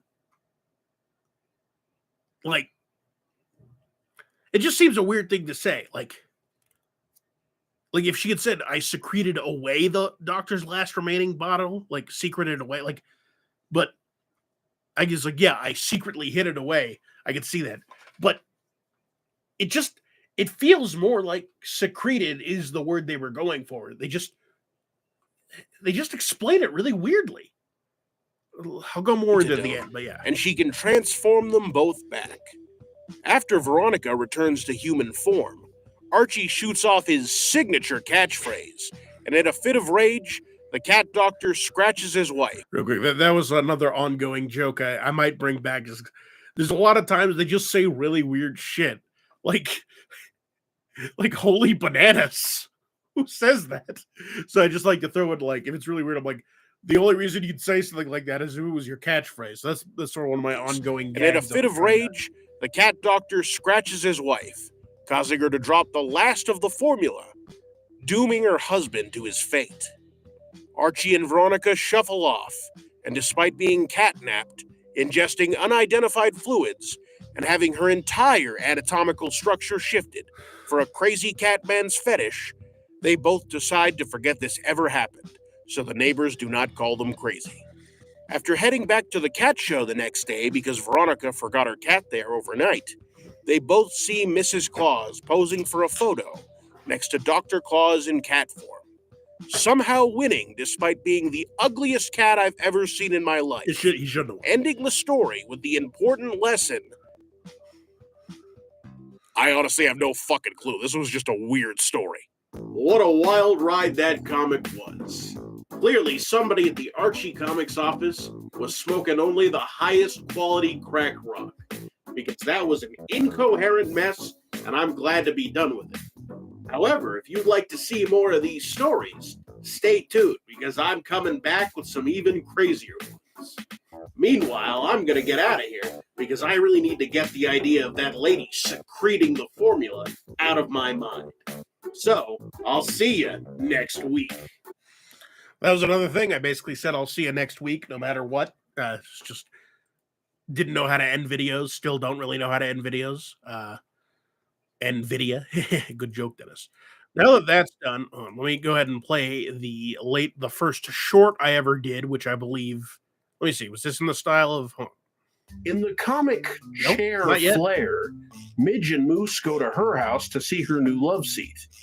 Midge, however, questions if Moose has ever seen one, and Moose replies defensively, saying of course he's seen one, but proceeds to put his feet through the back of the chair, indicating that maybe he hasn't seen one of these before. Now that's funny. God damn, I'll have to redo some of these. I didn't do them because I thought. Let me see here.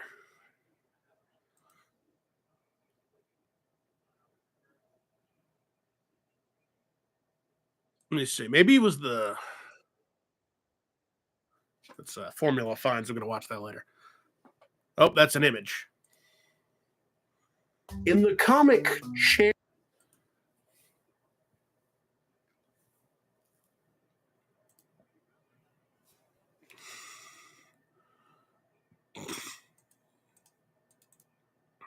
There we go. All right. Feet treat. Oh boy. Reggie is seen kicking a ball around while the gang eats at the snack bar. Reggie shows off some of his fancy footwork and says that he can do anything with either foot. Archie, misinterpreting his meaning, tells him to foot the bill. These crazy kooks. Let's see the comments. Alicia, there's you. Ollie. Josh. Feet treat. So basically, I'm trying to find it where I actually started narrating, which I believe it starts here. So let's go ahead and copy the... Basically, I'm going to focus more on the long-form videos for like me reviewing my reviews, but I still want to go over... So this is the first video where I actually voiced it, okay? And I think this is a really good joke. I don't know if I did it justice, but... So, your cousin is an artist? Yep. All day he sits at his easel in his smock and draws. Why doesn't he put his pants on? So, that's a really good joke. Let's see.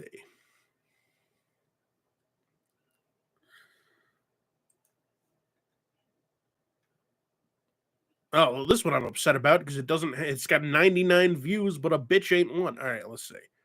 So this is my second video.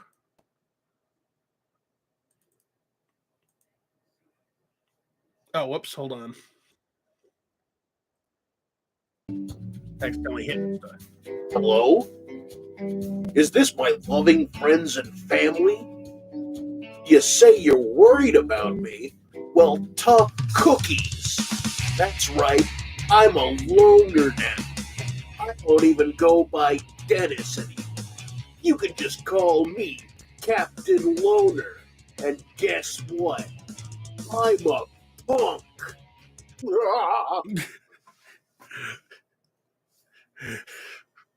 Okay, so audio quality is a bit worse than usual. The camera, the zoom in, Thank God. you could tell it's It was like the just a paintings are nightmare. crooked. It's but Whew, I'm not actually one of those disgusting punk rockers. Ew, am I right? Trends. We know them. okay. So what that's again a skit. I think it's pretty good. The only thing that's holding it back is the video quality and my acting ability. Like I do like my like I think that's a genuine like I was channeling like if I was holding a spider or something. We love them, and there's always a new one around every corner. Everybody wants to be the one to start a trend, and nobody wants to be the one to finish them. From bell-bottom jeans to eating Tide Pods, trends come in many shapes. There was even a calling in 2019 to make capes the fashion accessory trend in 2020. Better luck this year, I guess? Now, this one was I was excited for this joke. I thought it would hit hard. I thought this video would be my big break, but it only broke 99 views. Let's look at the comments real quick. Okay, this one I got this guy who I don't know who this is, but it's a new guy. I always appreciate a new comment. And then I got two from you, Alicia. I got I don't know who's the one person in chat, but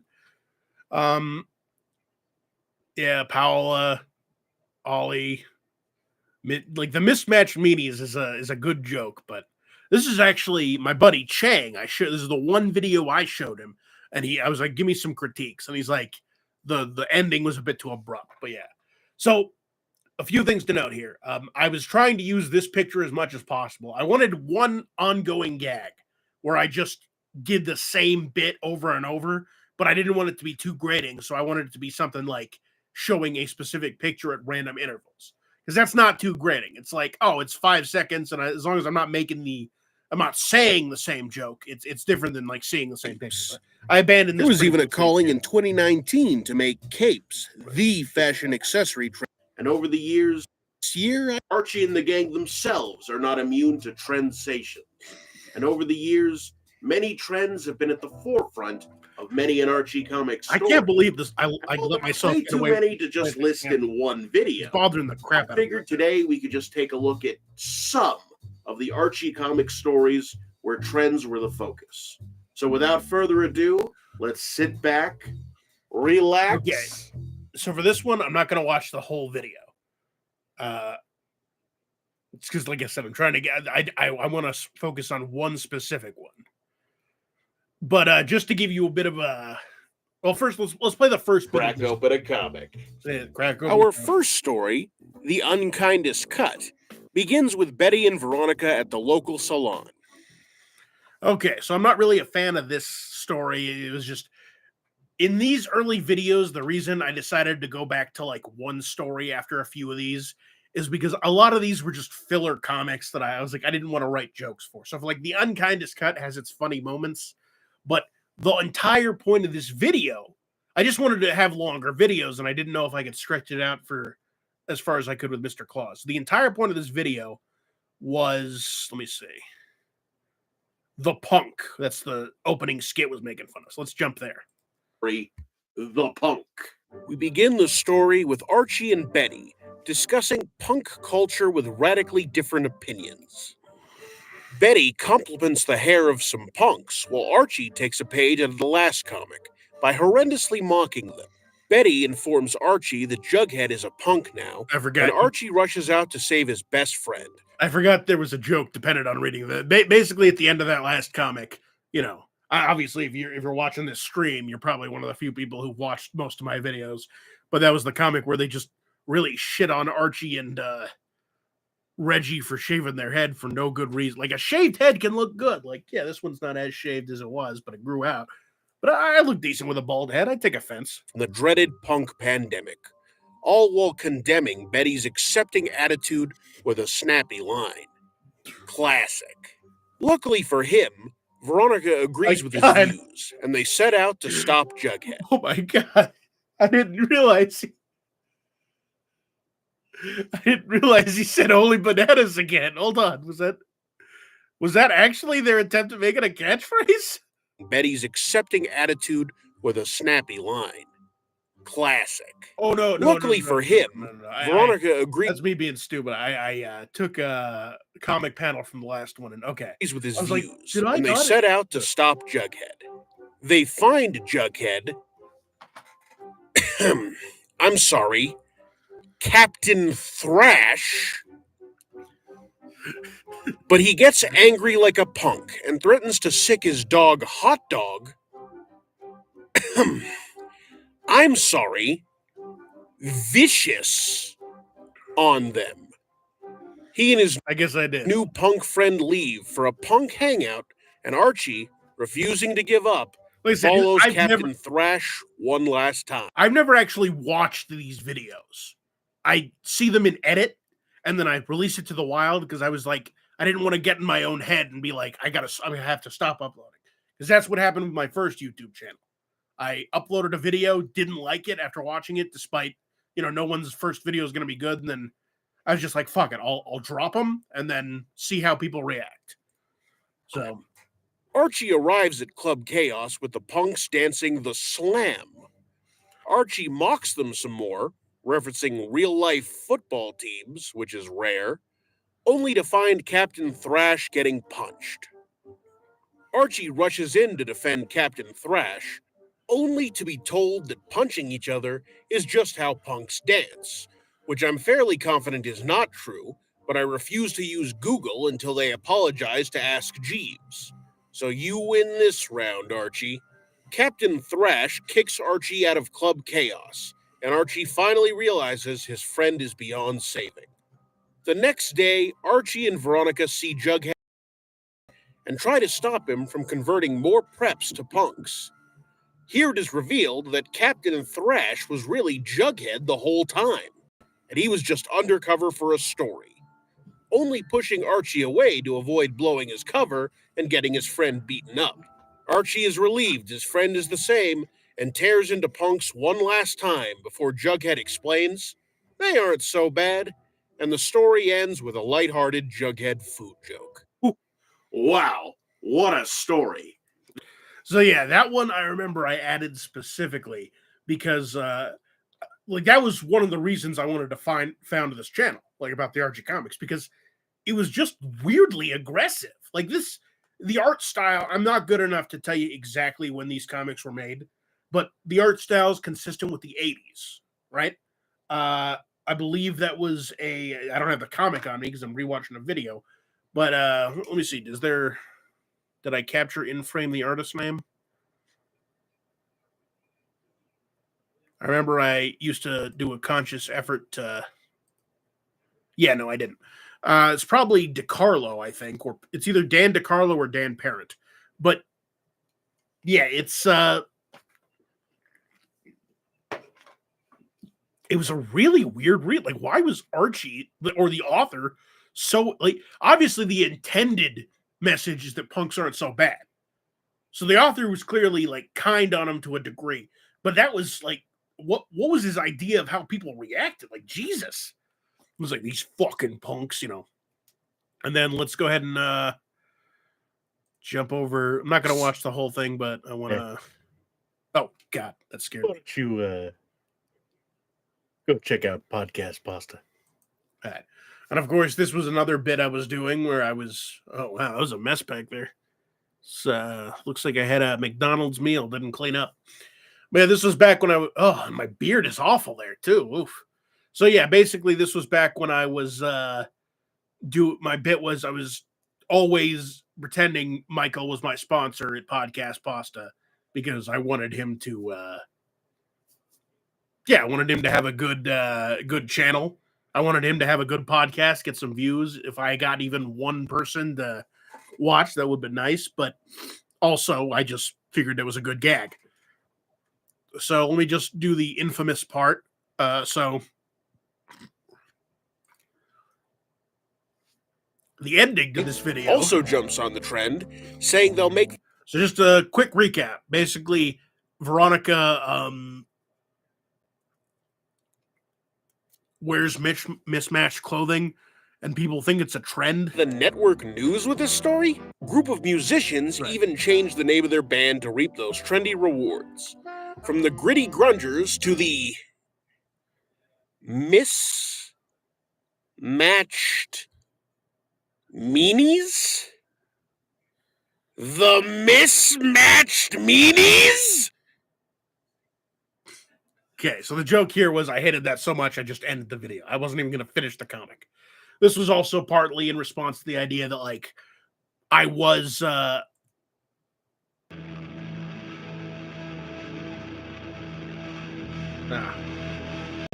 gotta stop letting it play. So basically the idea was I was filling it out. That it wasn't an actual good video. Or it wasn't an actual good this will be a great one. Basically, it wasn't an actually good comic, but I was trying to fit in trends, so I put it in, and then I felt it wasn't. Basically, I felt it was so weak I could end with that kind of joke. But there were some people, Chang specifically, saying it was just really off kilter. So this was my New Year's video, probably one of my longest to date. I try to keep them under 10 minutes. So with this. How's it going, everybody? I'm zoomed in a bit Today too marks much. the 50th episode of... So, Archie Corner is still the same. I'm probably going to skip ahead a few videos after this. Let's see here. How long have I been streaming? An hour and 47 minutes. Jesus. So, Archie Corner. Can you believe it? I mean, we've covered such topics. Oh, sorry, hold on. How's it going, everybody? Today marks the 50th episode of Archie Corner. Can you believe it? I mean, we've covered such topics as the Time Police to the Man from Riverdale, and today we're going to tackle one of my most favorite issues, the Crimes of Weatherby. So believe it or not, hold on, let me. I've been planning for this video for a long time. Let me tell you, it seems like just yesterday after the New Year's episode, let's crack open a comic. New Year's is a time to so, celebrate. Fun little fact about this one. I was setting up for the long con. Basically, under the impression that I would steadily grow from just Archie videos. It was very optimistic. But that's the point. I could, if it didn't work out, I'd just shift like I did. So the idea was I was going to have that play clearly as like you're like, what the hell are you talking about? It's only been like 2 videos. And then the flashback happens. And that was also me just testing the flashback effect. I'm not a huge fan of it. I'm using Resolve from this point on. I think I should probably switch to Premiere. I'll learn it. But point is, at this point, I'm using Resolve. And I just experimented with the effect. I think I had to add in a specific effect. I can't remember. Point is, I wasn't a huge fan. My plan was, though, once I was 50 episodes in, you know, I actually ended up not doing it that way, not by number. I was going to do that exact same intro, hopefully with better quality. So that was the idea of the setup there. A new chapter in many people's lives, with people often making resolutions to accomplish something or improve themselves in some way that they just did not in the year prior.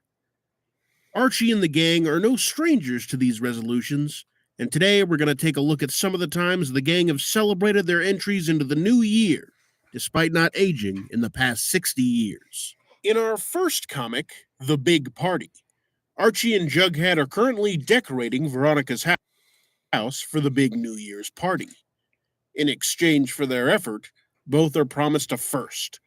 The first kiss of the night for Archie, and the first slice of cake for Jughead as he drools all over the thing like me at a Bruno convention.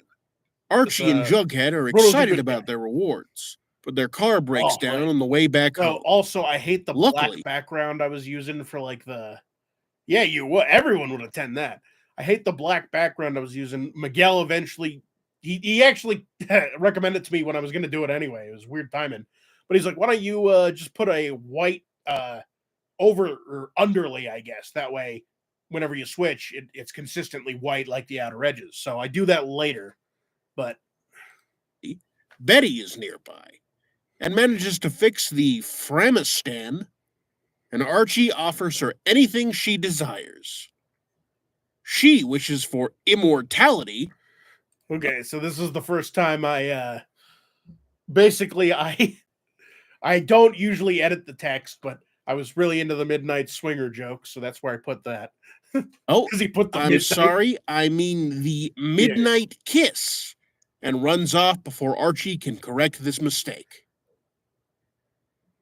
Archie is distraught with his new predicament of having to kiss two hot girls, and this relatable teen goes to drown his sorrows at the chocolate shop. Jughead suggests canceling, and Archie claims that this would just give his rival Reggie the same opportunity and passes. Jughead then tells his friend not to worry, as the horoscope claims that Archie will be saved by a best friend. Archie then tries to get Jughead to kiss one of his girlfriends. Like, this is so weird. Which to is me. Obviously, I understand. Like, Archie has two girlfriends. Like that fucking skit from I Think You Should Leave is like, wow, I love girlfriend. I want to have a second girlfriend. And then she's like, what? But it's just like he doesn't want his rival to kiss one of the girls. He could just be like, hey, Reggie, could you kiss Veronica or could you kiss Betty? He can't really say that about Betty because he made the deal.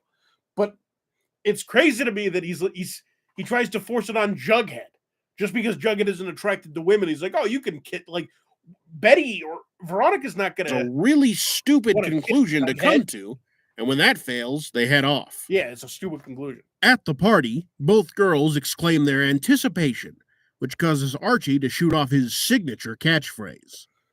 The countdown to midnight begins, and Archie eloquently expresses his concern. Reggie then wonders who let the dog in after clearly letting the dog in, and hot dog sloggers all over Archie, causing Veronica to reject his kiss. Archie cleans his face, only to find Veronica kissing Reggie, allowing him to freely kiss Betty. Archie expresses his joy of getting out of the predicament, despite earlier not wanting Reggie Exactly. to kiss Veronica, so all right, if he's happy. The comic ends with a lame callback and some good old-fashioned cake-eating fun. This is a shitty end of the comic. I didn't want to say shitty, but the comic was a fun little read, but nothing too memorable. I got a few chuckles out of it, but honestly, not my favorite. I'd give it 2 out of 5 Reggies. The Reggie ratings. Our next comic in the New Year's series is the New Year's Resolution Contest. These titles are actually pretty succinct, huh? I'm going to skip past this one too. Oh, right. So I want to get to this one. Monica from the rich side of town. Jason goes to get the door, only to be This greeted was also, by you'll 4 notice out of... there's no background music. This was me experimenting. It was hard to time, and it still is. I suck. This is probably my worst area, is like matching music to fit the tone, but it's also something that you kind of need it. Some people say you don't need it, but you kind of need it just to keep the attention going, because most people don't care about Archie comics, so you need something else to keep them there. The music doesn't have to be fantastic, but it's like, okay. 5, the main gang. Archie gets ready to pound one Blossom when Cheryl enters. Veronica notes that this is out of character for Cheryl to invite them, and Cheryl expresses a desire to start the new year with a new beginning. As Archie goes off with Cheryl to pound the other Blossom, Veronica suspects that Cheryl is not being genuine. Cheryl greets her dad, who praises her newfound acceptance. But my And it is actual revealed my music choice is, if it's ever sounded good, it's because I got lucky. that Veronica was right all along, and Cheryl only invited them to get brownie points from her father. Jason says my signature catchphrase, and Cheryl's friends judge Jughead for his eating habits. I kind of spaced. Judge right What is all my along. signature? Who's right And on? Cheryl only invited them to get brownie points from her father. I should start. saying Jason that. says my signature catchphrase of the time that she and Archie wrestled They did Jason this and a few Cheryl. times. I haven't covered another story, but they just Did these fucks just interrupt the story with a completely different story? You can't do that. so Fuck it. Guess I'm going with it. So that to zoom out too, as you can see, if you're watching the stream, you can see that my camera is going. I started using this camera, and it doesn't look that good here, but yeah. In our Wait, 3.5 for story, 11 months? Fall Okay, Guys, right. Archie sues for copyright infringement and is shown wrestling Betty. So yeah, Must- like Whew, look at those muscles. Oh yeah. some good gags here. Let me go to the end because I think It's a fun little subversion. okay. So quality's not too bad at this point. Let me go check out a few shorts because right. So I do want to talk about this short, like how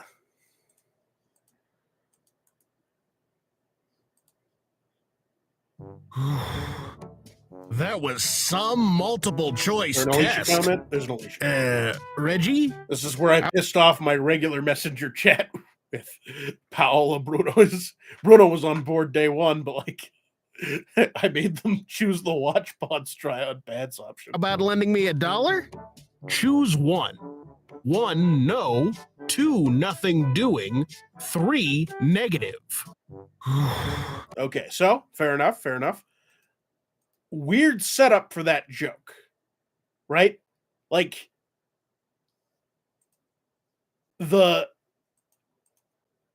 why is he sweating after a multiple choice test? Is the premise of this is so stupid because I get that multiple choice tests can still be hard, but like That was Ken and I.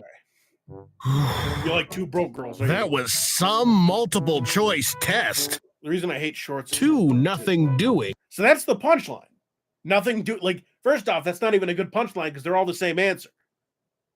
Like basically the setup is really stupid. The thing that gets me though is they did the same joke twice. That was Someone thought this joke was so good. They're like, we got to do it again. 4 comments too. I got to see. multiple choice test, Brenda. Brenda, how about a date? Choose one. 1, no. 2, never. 3, all of the above. They only. Oh, and then there's a little. I zoom in on Reggie because Reggie. I don't know why they changed it from Reggie, but yeah, like see a lot. This was another video where I actually got comments from people who weren't. So you got Shaggy in the back rocking the suspenders. That aside, let me see. This was one of my.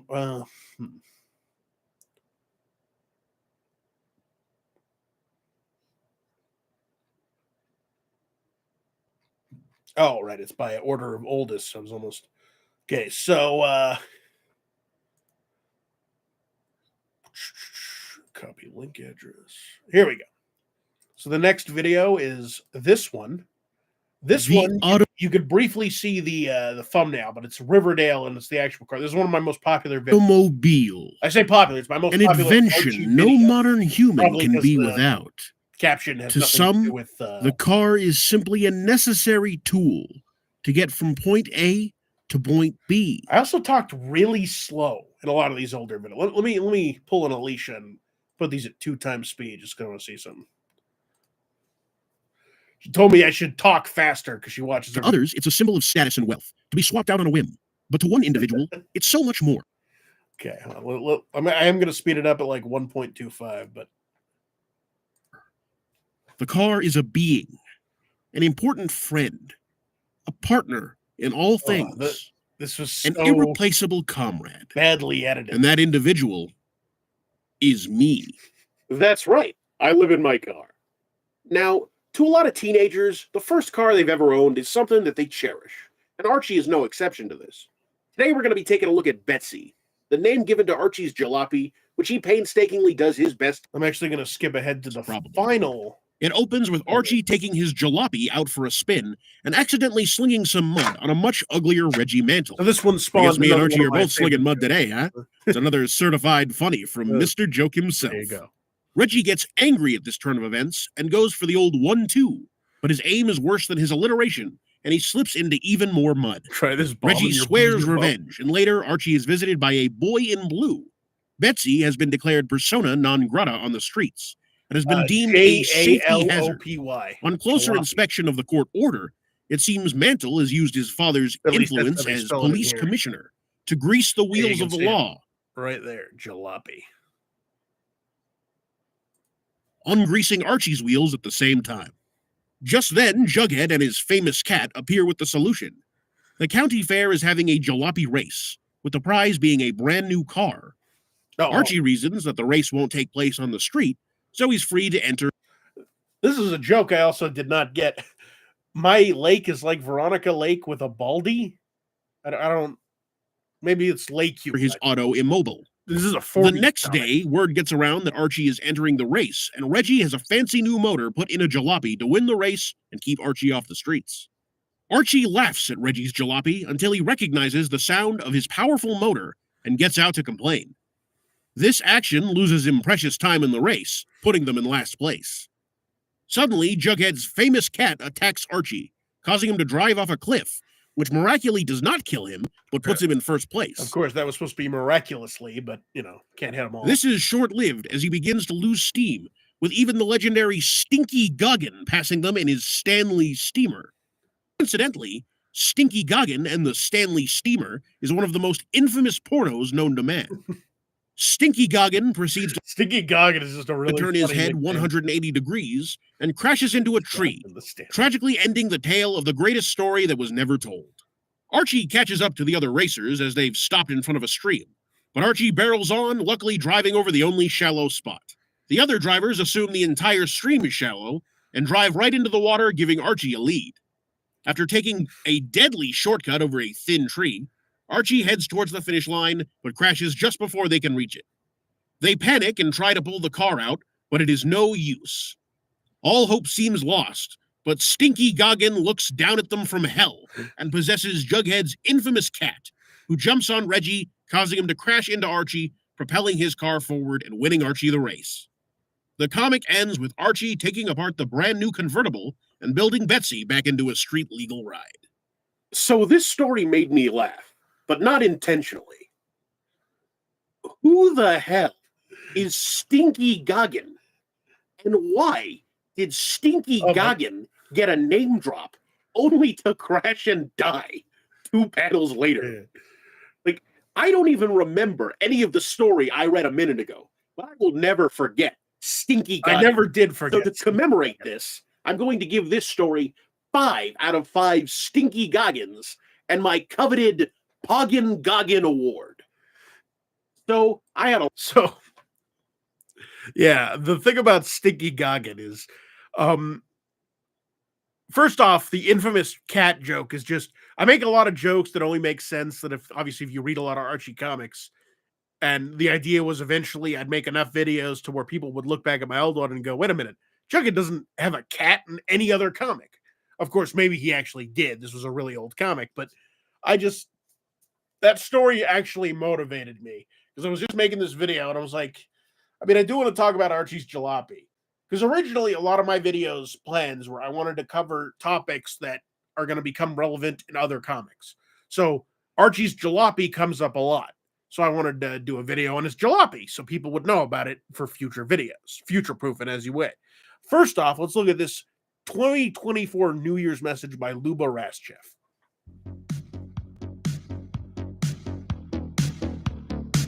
Good afternoon. My name is Luba Raschev. Oh my God. I'm the creator of In my mind, the fields of white symbolize blank slates of opportunity. Canada is open to innovative ideas, newcomers, and newness in every sense of the word. So did you guys like this? Hold on. I'll just give him the classic.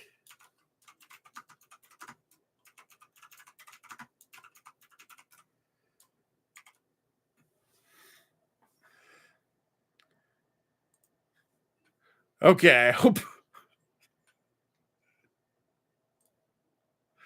There we go. I didn't watch the video, but yeah.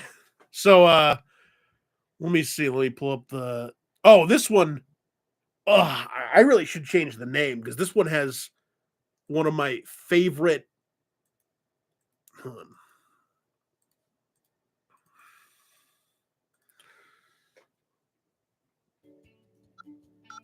I gotta do more collabs. Maybe Ruba will want to collab. Maybe I get with Fish Tank, TGG Jackery. Actually, 346 people. That's a lot. I'm not. No way I can collab. Maybe I can collab with. Let's see here. Who do I got? Just me again. Maybe I collab with. There's no small creators. Come on. Anyone on this list? I collab with 3 Questions Podcast. They only ask you 3 questions for 56 minutes. Anyway, so this one, I don't know if it didn't do well because of the title or the description. Hello, is this tea seller Raul? Yeah, well, I just bought some tea from you on this fine Sunday morning. Classic and I gotta say, this Sunday tea tastes awful. Was this made today? No? Well, when was it made then?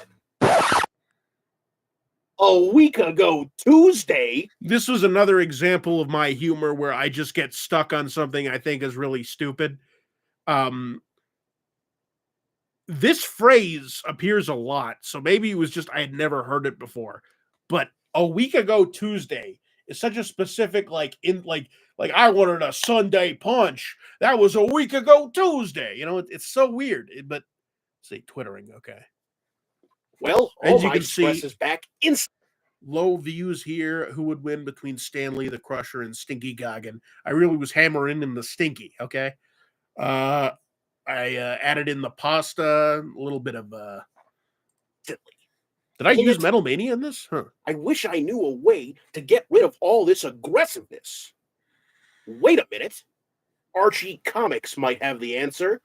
That's it.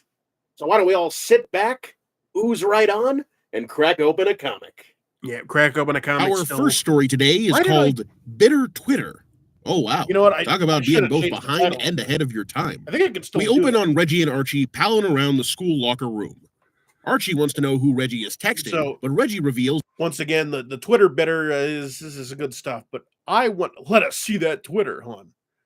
I want to specifically focus on the Crusher. Oh, God, this one. Our next story has no title. Seriously, look at this. They say it's important that I learn the title at the end so I remember it. But also, there's a title right over here, so I don't know what the fuck's going on. I guess they're saying I shouldn't forget my pin? I'll post it here for reference. In this story, my real pin. Archie is being pinned in front of his friends, and not in the good way. He's beaten by the Crusher, and Veronica flocks to the winner like cheese to a so mouse. shit. I'm sorry, I can't. Big deal about not. This is clearly a reprint. Like I talk about it later in the video, but they're like, we're not going to give a title. This is so important. You need to know this has a title, but we're not telling you. And some douchebag at the Archie Comics like lettering department was just like, oh guys, I gotta add an actual title. And it's pin number. Like pin number is a bad title. It's kind of clever, and it's like, oh, he's being pinned, and number countdown. There's something there, but pin is one of those. It's like the personal identification number, so it's like ATM machine. It's just so stupid. Coach Clayton comforts Archie, but Reggie puts our boy down, causing Clayton to kick him out of the gym. Archie is still down in the dumps and decides to quit the team, but Coach gives Archie a piece of paper to copy 500 times. Archie storms off at the thought of gym class homework, but appears in class ready and willing to work on his technique the very next day. He trains daily for months while Veronica dates the Crusher and mocks his efforts. My God, what a bitch! Wipe that stupid smirk off your face, Veronica. You're trash and you know it. You know what? Crush her. Gladly. I know her enough. Okay, so that's a good joke, but obviously you need to know that I constantly make Michael constantly makes the "but I hardly know her" jokes. But in this case, it's like look at this smirk. Hold on, let me go. Like, Jesus, it pisses me off. So I know it's a shitty comic. It's literally just like, what the fuck? Like, he gets his ass beat by the Crusher. And Veronica's like, you're an asshole. Fuck you getting into shape. What are you, stupid? And then Crusher, of course, is incorrectly like, honestly, yeah, Crusher, a bit of a douchebag, but, Veronica? Ugh. And mocks his efforts. Mocking you. Clayton approves the match. They begin, and the Crusher tries to crush Archie with his crushing finisher. But Archie remembers the old adage that knowledge is power and breaks out the paper Clayton gave him. He powers up and manages to catch the Crusher off guard. Archie counters the Crusher's crushing and crushes the Crusher, winning the match and the respect of his garbage friends.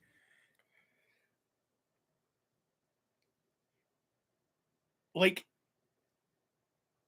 why would he want... First off, he doesn't look strong at all. That's fine, but like, why would you even want to hang out with these guys after what they did? Like, she's sitting there mocking you while you're getting into shape, and then the instant you beat up a guy, she's like, oh, wow, let's get back together. Like, dude, fuck off. Get with Betty. We pan out to finally reveal what the paper says, and oh my God, what the hell, Archie? No. I like this joke. I originally wanted to... The thing is, I was going to be like... I was originally going to write something like Coach Gates being like, meet me out back or something. Basically, I was going to make a gay joke, but that's also... there's nothing wrong with that, obviously. But I just thought it'd be really funny if it was just like I've got your nudes or something, and it was like not an actual positive message. But I try to avoid that humor because these are teenagers. But if they were adults, that would have been the joke. That's still a good joke. I'm just kidding. It said this. You know what? I actually really like this one. Because, I mean, not counting Veronica and Reggie's attitude, they can't just freaking, do a complete 180 at the end because Archie won. If Archie knew any better, he'd dump those guys immediately. Exactly. I don't want to. Other than that, I really like the story. It's this one's not designed to make you laugh. There's not really any jokes. It's more of a, the winners never quit, quitters never win. It's just a nice lesson. And I really enjoyed seeing the Crusher get his comeuppance. So you know what? I'm going to give that one 4 out of 5 Reggies. That's a 4 out of 5 Reggies. Just as a quick note, I found this story in multiple Archie comic story collections, and in literally every other iteration, it didn't have the pin number title. I don't know why they added a title to this particular version of the story. It goes against the entire point of the story. Whatever, here's an ad. Whoa. Sorry, I was just busy chowing down on some nacho Doritos. I mean, these are not your problem, they're mine. Speaking of not your problem, my friend Michael's medical bills. Possibly. Yeah. Maybe he'll have them. I'm sure everyone's got medical bills. So why don't you make it your problem by going down to Spotify or the link to something like Open FM? That's not it. Basically, I'll just put a link in the Anchor. That's the one. Anyway, why don't you go on down there and watch my friend Michael's podcast. Twitter, pin number. Podcast that's not about pasta. I actually don't know if okay, actually, I am going to watch this one because I was about to do a video on this one. Stanley here tries to horn his horn on Veronica, and Archie objects. Archie is challenged to a competition by the bully, and in the typical fashion of bullies, he challenges Archie to the famous bully board break and scares our hero away. Veronica is upset at his lack of effort, which is in direct contrast to her earlier appearance in the comics, but, and Jughead questions Archie's cowardice. Archie reveals that Stanley practices karate, explaining his earlier choice of contest, but also confusing the situation because he could have just challenged Archie to a fight. Does he have a code of honor that applies to fighting civilians but not harassing girls? He's going to jail. Archie reveals that he plans to train his hand to break boards, and Jughead tells him to think this through. Archie channels his least racist Bruce Lee and fails to break the board. Archie storms off, and Jughead runs into Stanley. The unstoppable force meets the immovable object, and Stanley turns to the old tried and true to settle this. Seriously, I'm out here like a chump, flipping a coin to decide where me and my friends eat, but old Stanley here just whips out the board and they're off in 5. Jughead takes the board to examine it, and we cut to Veronica telling Archie about the outcome of the contest. I got away from that just because. Archie is surprised to learn that Jughead broke the board by using his hand, but Veronica corrects him, saying he actually used the side of Stan. Pretty good, actually. Hold on, let me go to the last bit. I just want to. This is where the first time I've added If this one's good, I'm going to give it 3 out of 5 Reggie. Athletes teenage bit of the coaches praising the current state of the teams and even banking on some nice raises in the future. Yeah. Absolutely destroys Chuck with this line. Did he say a week ago Tuesday punch? A week ago Tuesday. Nice. The only reason I added that bit in was because I saw the Monk clip. I was watching Monk and I was like, so, yeah, honestly, the audio quality hasn't improved that much from the first Mr. Claus video. I know it definitely gets better. Let me go ahead and choose, let's see. Up until this point, my most popular... Okay, so this was my first short that broke 2K. So let's go ahead and watch that, see how that... Like I said, just to be clear, just to reiterate, what I'm doing right now is just going over my channel, seeing how I improve. You're going to close until seeing the stuff I want to add back in. So this is the first time I just changed the punchline. Friday? That's right, Archie. I'm taking a mini vacation. I've been flipping burgers here for years without taking a day off. It's about time I got away from it all for a few days. So, what are you going to do with your time? I've invited a few friends over to jack off. Pop, you're going to close?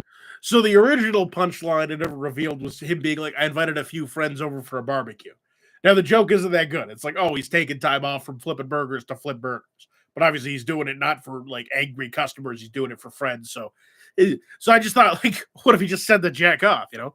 This was, at the time, my most popular video. And then most of these comments were from people I don't, 2 out of 4. Yeah, so good stuff. Let me see what else I got. And then I immediately tried it again. Well, okay, so this next one was, I like to, I'm going to point out my failures too. This one was very unpopular. Like I said, it's not too difficult to you can't see the dislikes were I'll dislike it myself. No comments, 293 views.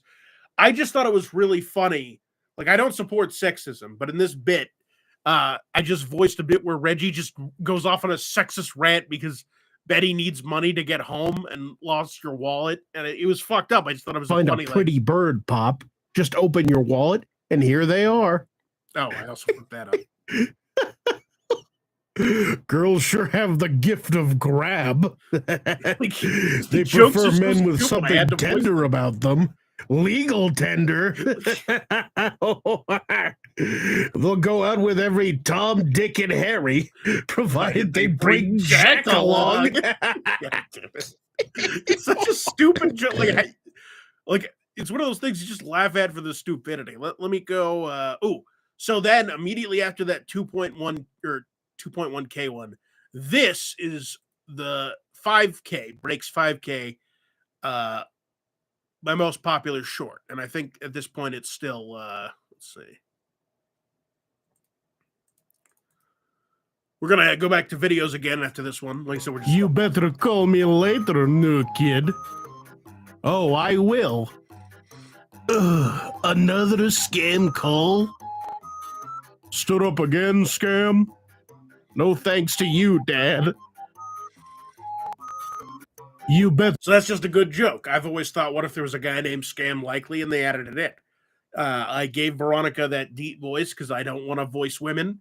And this was another one. Actually, sorry, this is the you first better one call me later, new kid. Except Bruno. Oh, I will. Bruno had the most likes. So good for you. That's a female voice, all right. 2 sads, you know. Imagine being, good stuff. So let's go back to the videos real quick. So there's a Veronica one, Betty and Veronica, 102 views, but I'm going to go with this one just because Miguel said it was his favorite thumbnail, which I don't know if it's going to show up real quick, but yeah.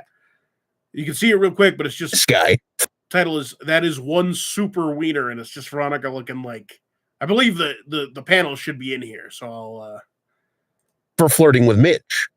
Midge. Oh, what was the context of this? Super Wiener.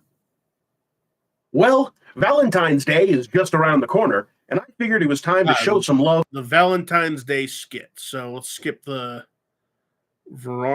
so we're gonna go straight to. She got a certain car, which I imagine we will see on the next. Audio quality is a little worse in there. Holy shit! It's the I did some rearranging. You can't tell here. I did some rearranging on the other side. Super Wiener.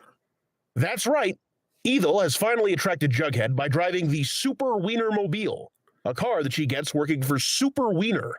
Ethel hands Jughead. Yeah, like I actually think the in Zinc concert, despite his hatred for Just Out Steel Beam River, which is.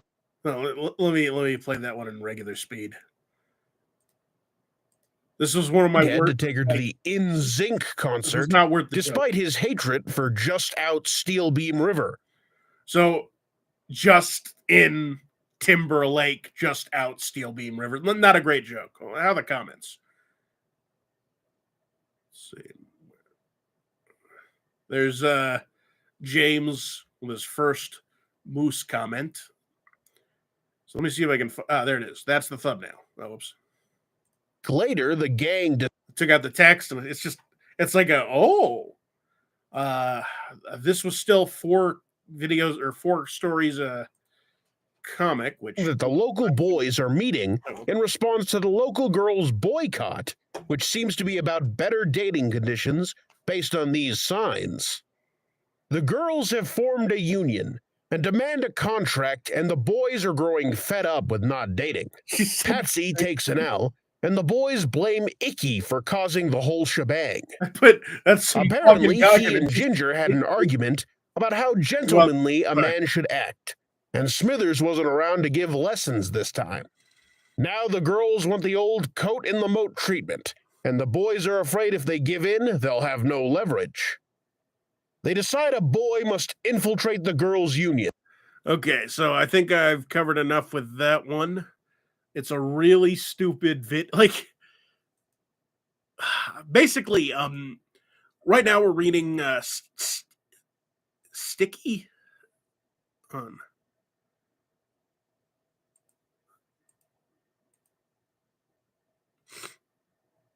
So yeah, this one's really, it's like a 60s, 70s story. I'm not a fan of Iggy. I like Iggy's design. He's like Dilton, but he's actually like, I don't know. He's actually like, he's a tough guy, weirdly. He's not really tough, but he's not your stereotypical nerd in the 60s. He's actually getting women, which is weird. But let's see, Reggie is sexist.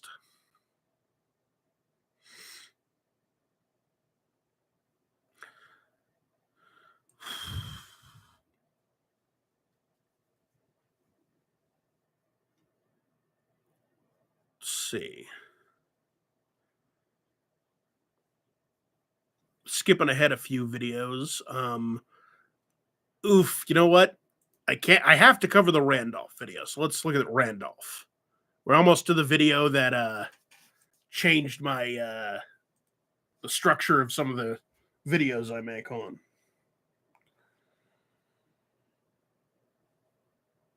All right, you got me. I'm a weeb. Okay, this is when I tried to incorporate my channel again. Or my channel intro again. I dropped that after a while. Welcome back, Archie Files. Okay. Today's user request. So let's go over the, there's some new additions, if you have noticed, to the Archie Corner. And let's just go over them real quick. So there's still a bit of a mess, but if you, there's the bell here, which is ring for service, which I actually still have around here somewhere. We're at 9 months ago, so we're at 1 baby ago. The main additions are there are more Archie toys now. There's Veronica, Reggie up there, and then Veronica or Archie's behind my head. The only other noticeable thing is this Snorlax, which I went to the mall. They were having a convention. I just thought it was a cool little. It's a Pokemon card cutout. Expensive, but I have it hanging up somewhere else. And then finally, there's this, which for my birthday, my friend Paola, who made this painting, made me this VIP, very important. Basically, it's just like a little, what do you call it? Cloth statue of me. I don't know if statue is the right word when it's cloth, but that's what it is. So I just super glued it to the wall because it was like I needed some new stuff. And then you usually can't see it going forward, but you can see up here there's my two sets of Dragon Balls and my gourd. And Best comes from user Weebo Supremo, and he wants to know who the greatest weeb in Riverdale is. Well, unfortunately, there's only one. That's not true, but there is one main one. And today we're going to take a look at just some of the stories, actually most of the stories, involving Randolph. Archie Comics' definition of what a weeb looked like back in 2000. One thing about the audio I want to mention here too is it gets better later on, partly because my microphone, basically at first I didn't want to include the microphone in the shots. I thought it was tacky, and I was going for tacky isn't the right word. I just really wanted to not have, I wanted to seem like a casual, like back and forth, as opposed to, oh, here's a microphone, here's a guy presenting something. Eventually, I decided, screw it. Sound quality is more important than that. So some of them, either the camera's closer and you still can't see the microphone, which is an issue because you can't see the full Archie corner, or I just leave it in and you can see most of the Archie corner. It varies. It wasn't, I don't think it was going forward. Without further ado, let's sit back, relax, and crack open a comic. Okay.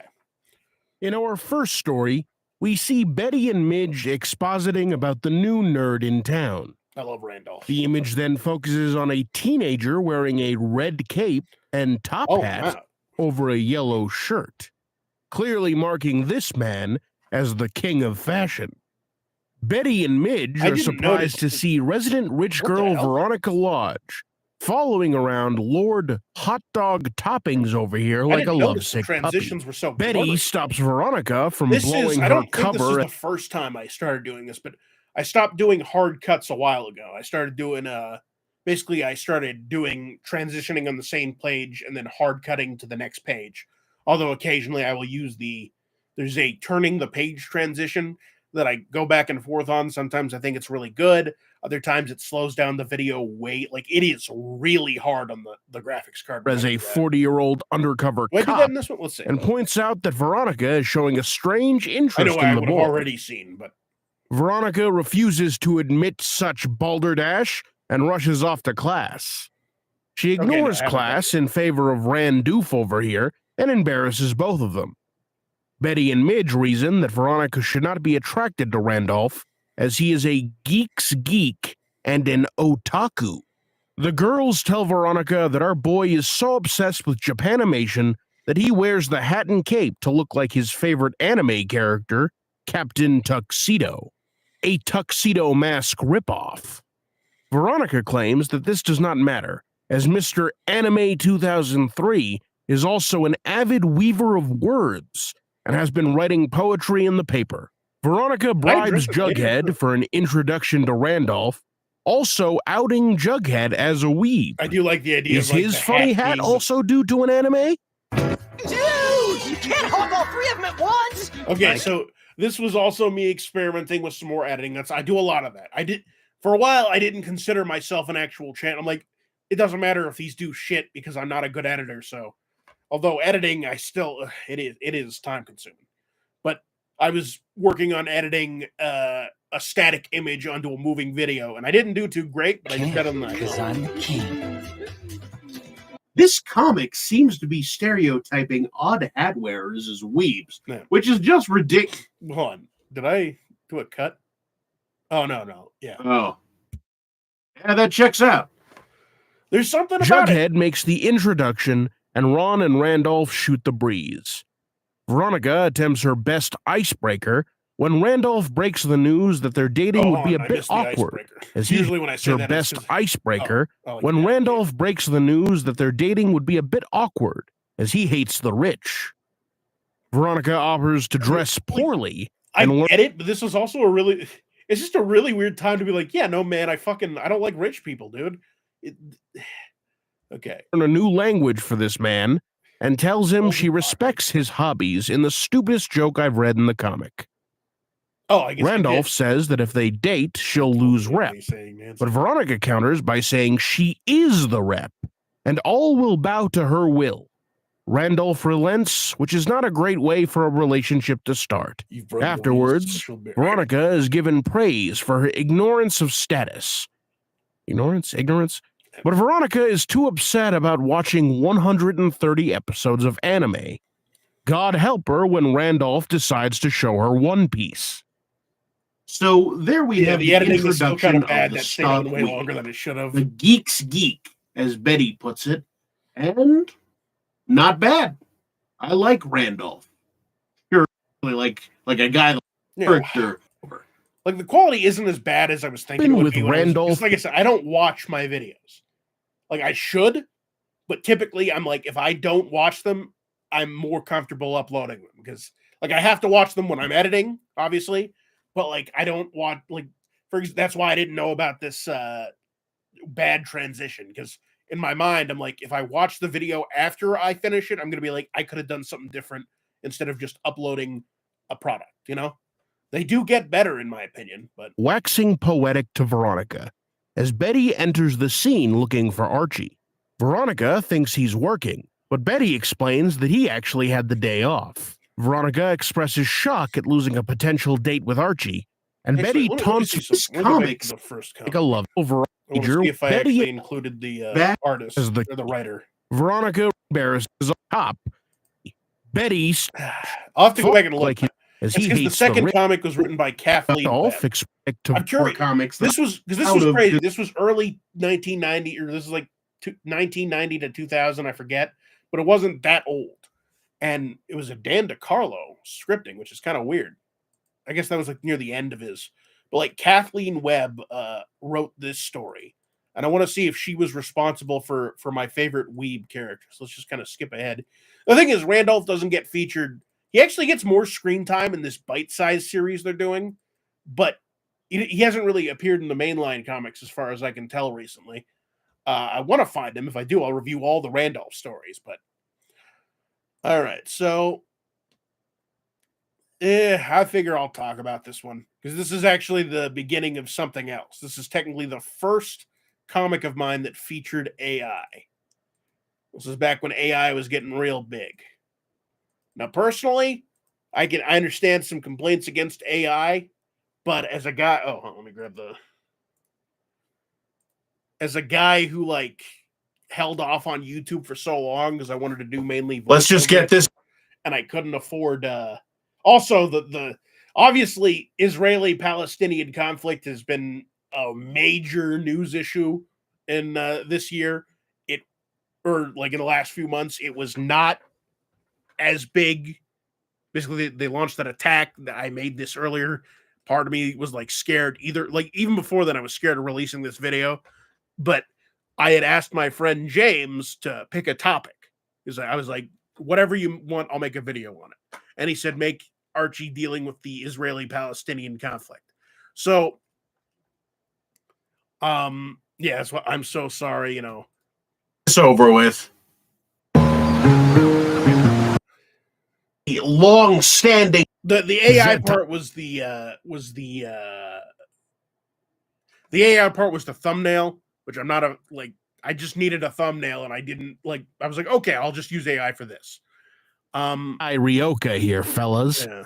And Archie calls Reggie a gate, which appears to be shorthand for I actually alligator? Or maybe he's calling Reggie a fence door. Who knows with these kids? Mudge is also concerned with how these two friends want to go bowling and listen to music. Yeah. Truly horrifying. Grundy calls the kids stupid, and Mudge is cut off as he sees his light in the conforming darkness. This Jughead. comic was one that pissed me Weatherby off, shows too. his contempt for Jughead, and Mudge joyously Fuck you, rushes Weatherby, off to dude. observe our anomaly. After Jughead turns down an offer to bowl, Mudge cuts his observation short and approaches Jughead. Jughead is taken aback as Mudge reveals he's being taken to Bogsville for I don't know. further I study. really like here's the thing. A lot of the early responses, like this video aside, after this story, I'm gonna cut ahead because they do cover like I really should have done these one at a time. I shouldn't have like pushed them all together. But I do like bully for you, sir. I'm Dr. Mudge. I just love how he talks in some of these older Jughead protests, but this fuck Weatherby tells him he has no choice, and Jughead sadly relents. Jug meets his friend at Pop Tate's and spills his woes about Bogsville. Archie hatches a plan to keep their weirdo around, and they go to enact it. Weatherby and Mudge wait to see the boy, but as he enters in familiar duds, he talks about the 2 things boys do and gets the project canceled. Seriously, fucking Mudge is... As Mudge could not deduce that the boy who did not want to leave only started conforming after he was told he had to leave, may be acting. I don't think the world will miss whatever Mudge's idea of research He's such a is. shit researcher. So first off, this is okay. So, yeah, there's some interesting. Like, I actually enjoy. Once again, only one comment by Alicia. I actually enjoy a lot of these comics, like the lukewarm corners and the whatever the hell's going on here. But see, the audio quality is pretty bad. So now we're gonna look at what I consider the big break of my channel and why I like shifted. So I made an AI title, and then I thought, you know what would be funny? What if I just did this?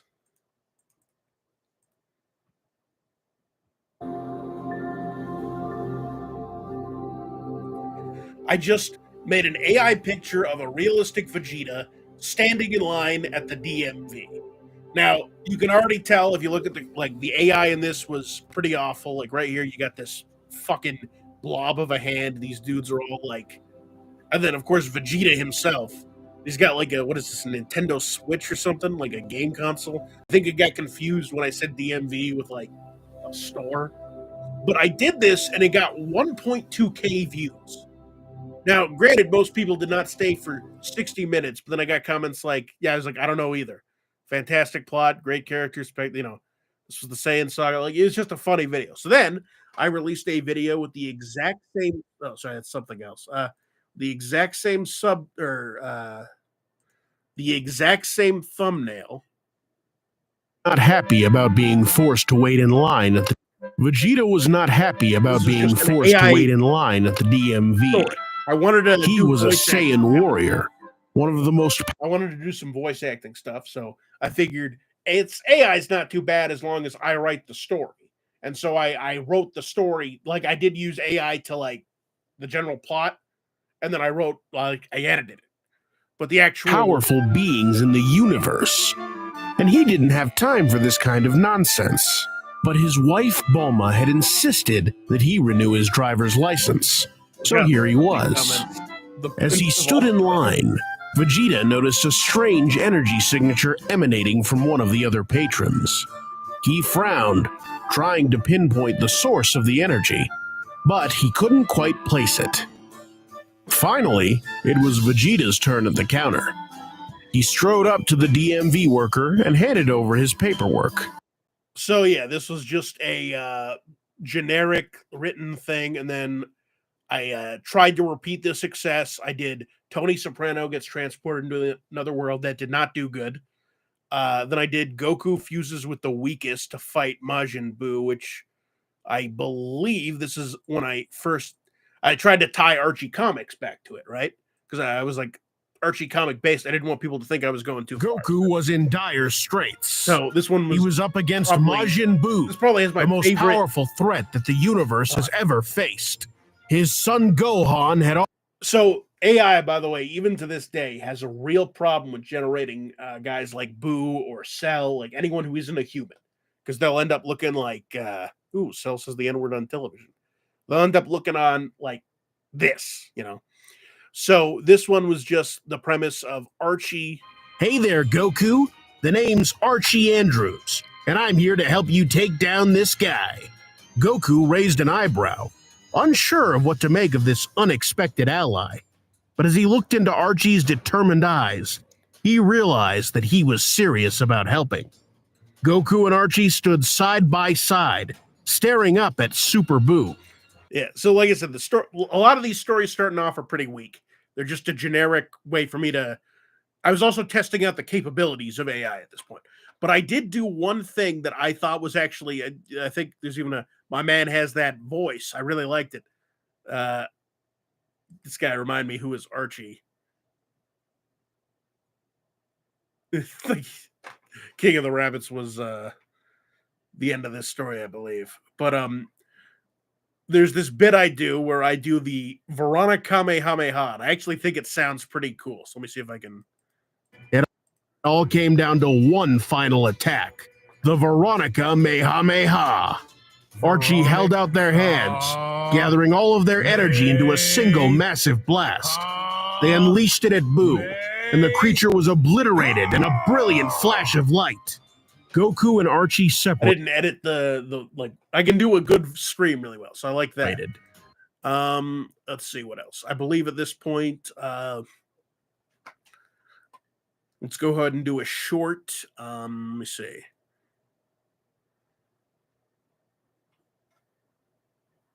So this one was another short. I believe at this point I've evolved my shorts to their maximum form. What some people won't do for money. Jojo, we made $40 today.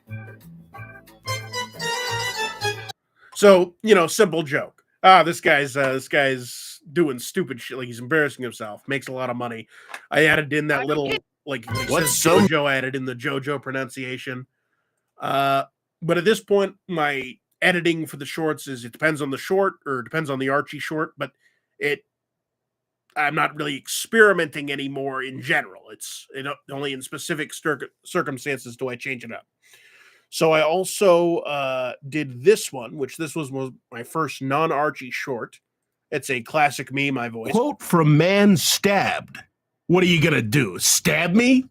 Classic joke. That's Dragon Rex Lord 8772.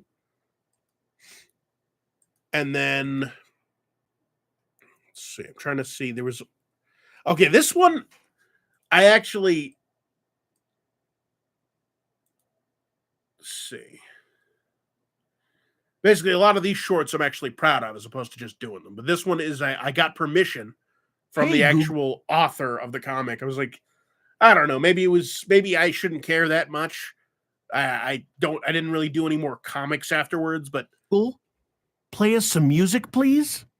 Why are you being so polite? Just in case. Keep that one alive. He always said please. I thought I did a good robot voice. I don't know, but I did it. And then one more short before I move on. This one, like I said, I'm trying to include the really shitty ones. Did I do that twice? Oh, no. Let's see. Yeah, part of the problem, too, with my voiceovers is I'm starting to forget which ones I already did. So I've already seen a few I have planned in my folder. Tits or ass? Gary, tits or ass? Gary. So the joke here is Gary, tits? The guy's asking Gary if he prefers tits or ass. Because of that comma, it makes it seem like Gary is one of the options. This one, I don't know if it's because it has tits or ass. Like, I don't think it's that, like, compared to some of my other skits. I uploaded this 3 times just to see how it would do. It did not do well. 30 views is the max it ever got. I don't know if that's YouTube, like, censoring tits or ass, which doesn't really make sense. Google. But, yeah. So let's go back to... So speaking of bad videos, this one did not do well either. This was I started leaning into the AI fan fiction. Sabrina didn't know where to go, but she knew that she had as most people will know by watching my channel or just sort of general consensus at this point, Sabrina is an Archie Comics property. Continue her education. That's when she remembered that she was a witch.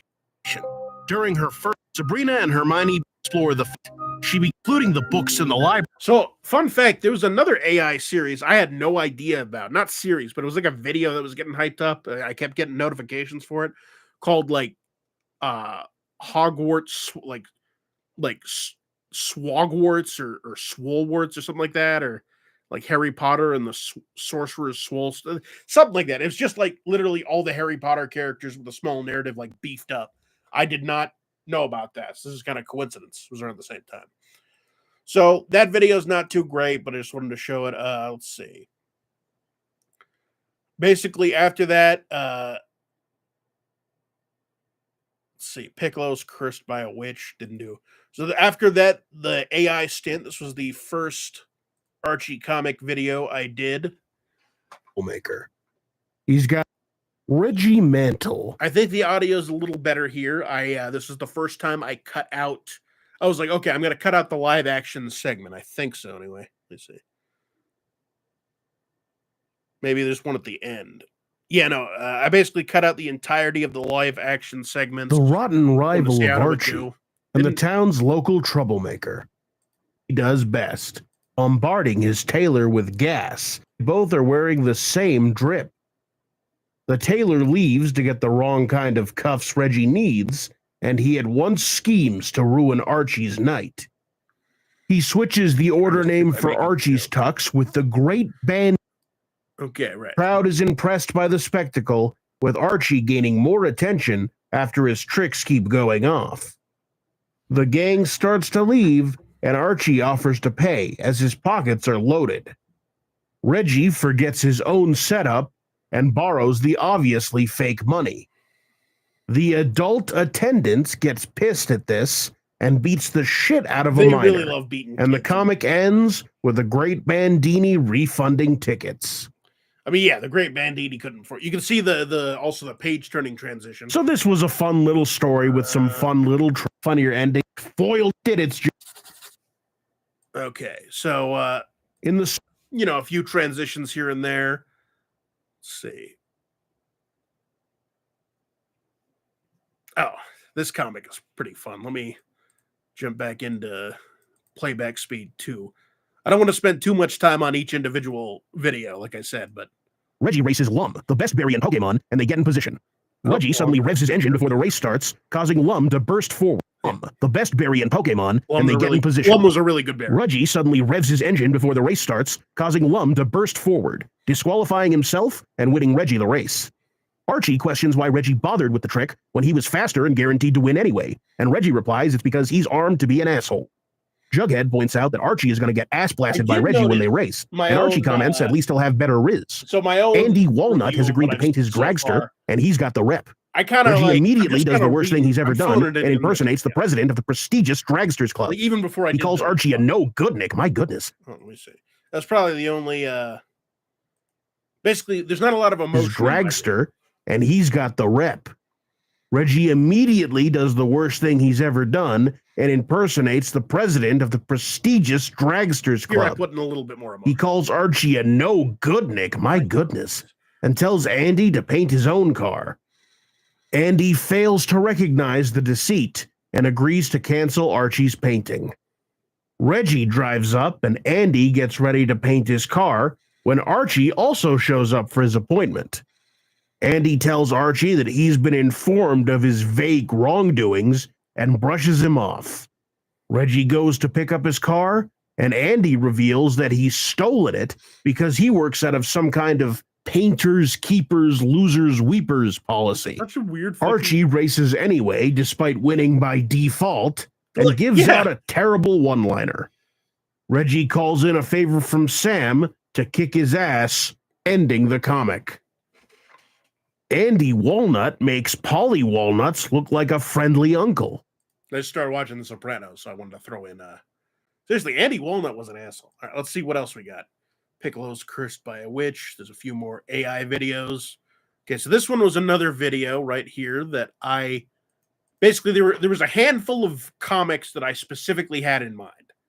This one was one of them. How's it going, everybody? I went back to the live. We're back with another Archie comic breakdown, which is what I've decided this is. And today we have a fun little treat. Or No not comments. so fun. You guys got to step up your comment. You see, you can even say Archie it's comics shit. are typically That a increases lighthearted engagement, affair. apparently. They provide a quick moral or laugh without delving too deep Like I said, into the audio consequence. quality, I can't tell how But what much if I better it is, but told it you sounds there was better, a obviously, than the first few story videos. that subverted the entire Let's go ahead and formula that these writers skip ahead to be a kind-looking old man who Archie describes as having something evil going on with his eyes. He beckons them over, I'm and gonna go against back. their better judgment, Also, I'm gonna. Oh damn! Lost 2 viewers from that. Anyway, I'm gonna go back. Late. Fuck, that's a bit disconcerting. Anyway, I'm gonna go back a bit later and show all these videos thumbnails. But for now, it's just like they follow him into the woods. Okay, so this started with strange man luring kids into the woods. That's pretty dark, but so far it's less X-Files and more a different kind of file. it's pedophile. But let's read on. The scene suddenly turns to an odd one, where I this remember because old man is Jughead- surrounded yeah. by the grinning faces of our main cast. And suddenly Archie and Chuck are out of the woods, looking dazed and confused. Our duo asks the professor if he's lost, and the professor laughs this off, saying that if somebody's lost, it's not him, confusing Archie and Chuck even more. Archie and Chuck are not the only ones who are confused, as suddenly they start acting out of character. The normally nice duo is insulting this old man. Speak for yourself, Chuck. That's the The other situation ongoing gets joke I even tried to- more confused as some kids recognize Archie and Chuck as the local bullies. Archie and Chuck take a page out of the local Riverdale parenting guide and decide to beat some kids. Just before they kill this child, suddenly a savior arrives, and it's Reggie Mantle. Reggie Good. Now I've seen everything. Yeah, try to implement some more skits. That's right. We're reading Reggie comics now because he's the new protagonist. Reggie gives the two a talking down, and Archie, seething Yeah, with there's rage definitely and some- snarling, lets the kid go out of anger. Let me check this. Veronica arrives, also now nice, Yeah. telling the guys that they should be That's not more what you're like talking, Reggie, Goggin. with Chuck telling her to clam up. Good one, Chuck. Archie is revealed to have tied Reggie's shoelaces together, causing him to fall flat on his face. I'm also gonna. I gotta look. Betty at other joins channels the and see how group they as the new handle it. Veronica, laughing at Reggie's misfortune. Finally, rounding out the group, Jughead arrives on the scene, brazenly admitting to a crime. Reggie has a nice thing so far.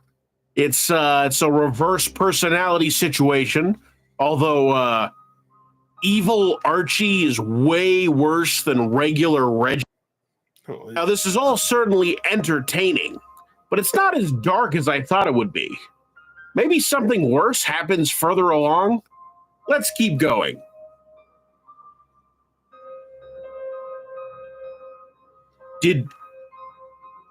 Did Jughead kill that guy? Jughead did kill that guy. Yeah, so this was a really interesting comic. I really got to start doing like 73 views. Murder is that's fair enough. Let's see. You can't really see. I'm skipping a lot of.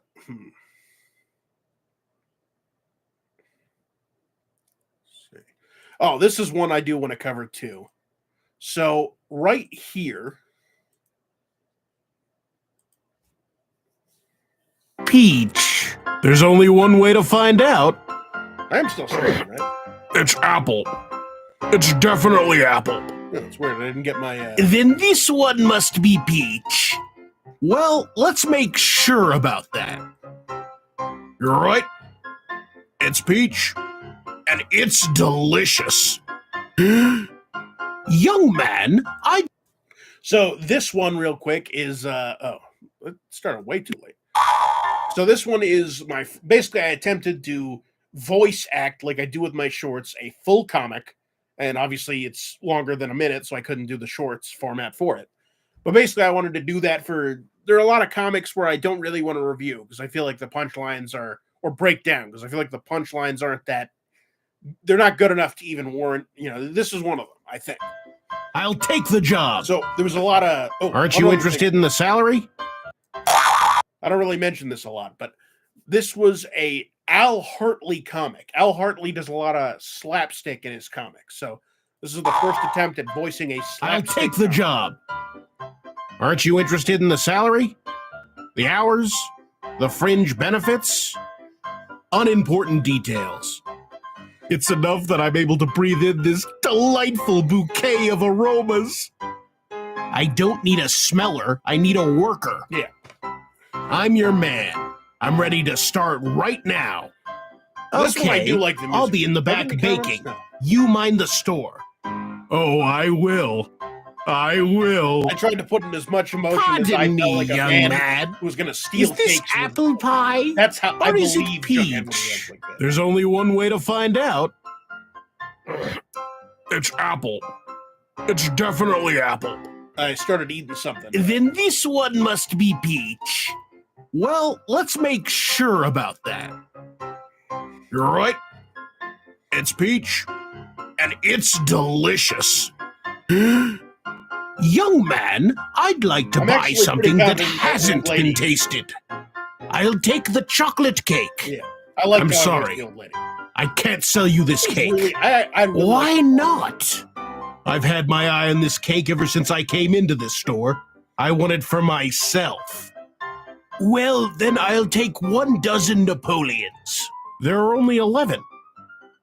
You ate one? Oh, I Delicious. should have used that same boy. What about ladyfingers? Sound clip. They were outstanding. the nose moving. You up mean there. you ate them all? There were only 3 dozen. I don't actually know what lady fingers. Very well, I'll settle for that cream pie. Will you take it with you or eat it here?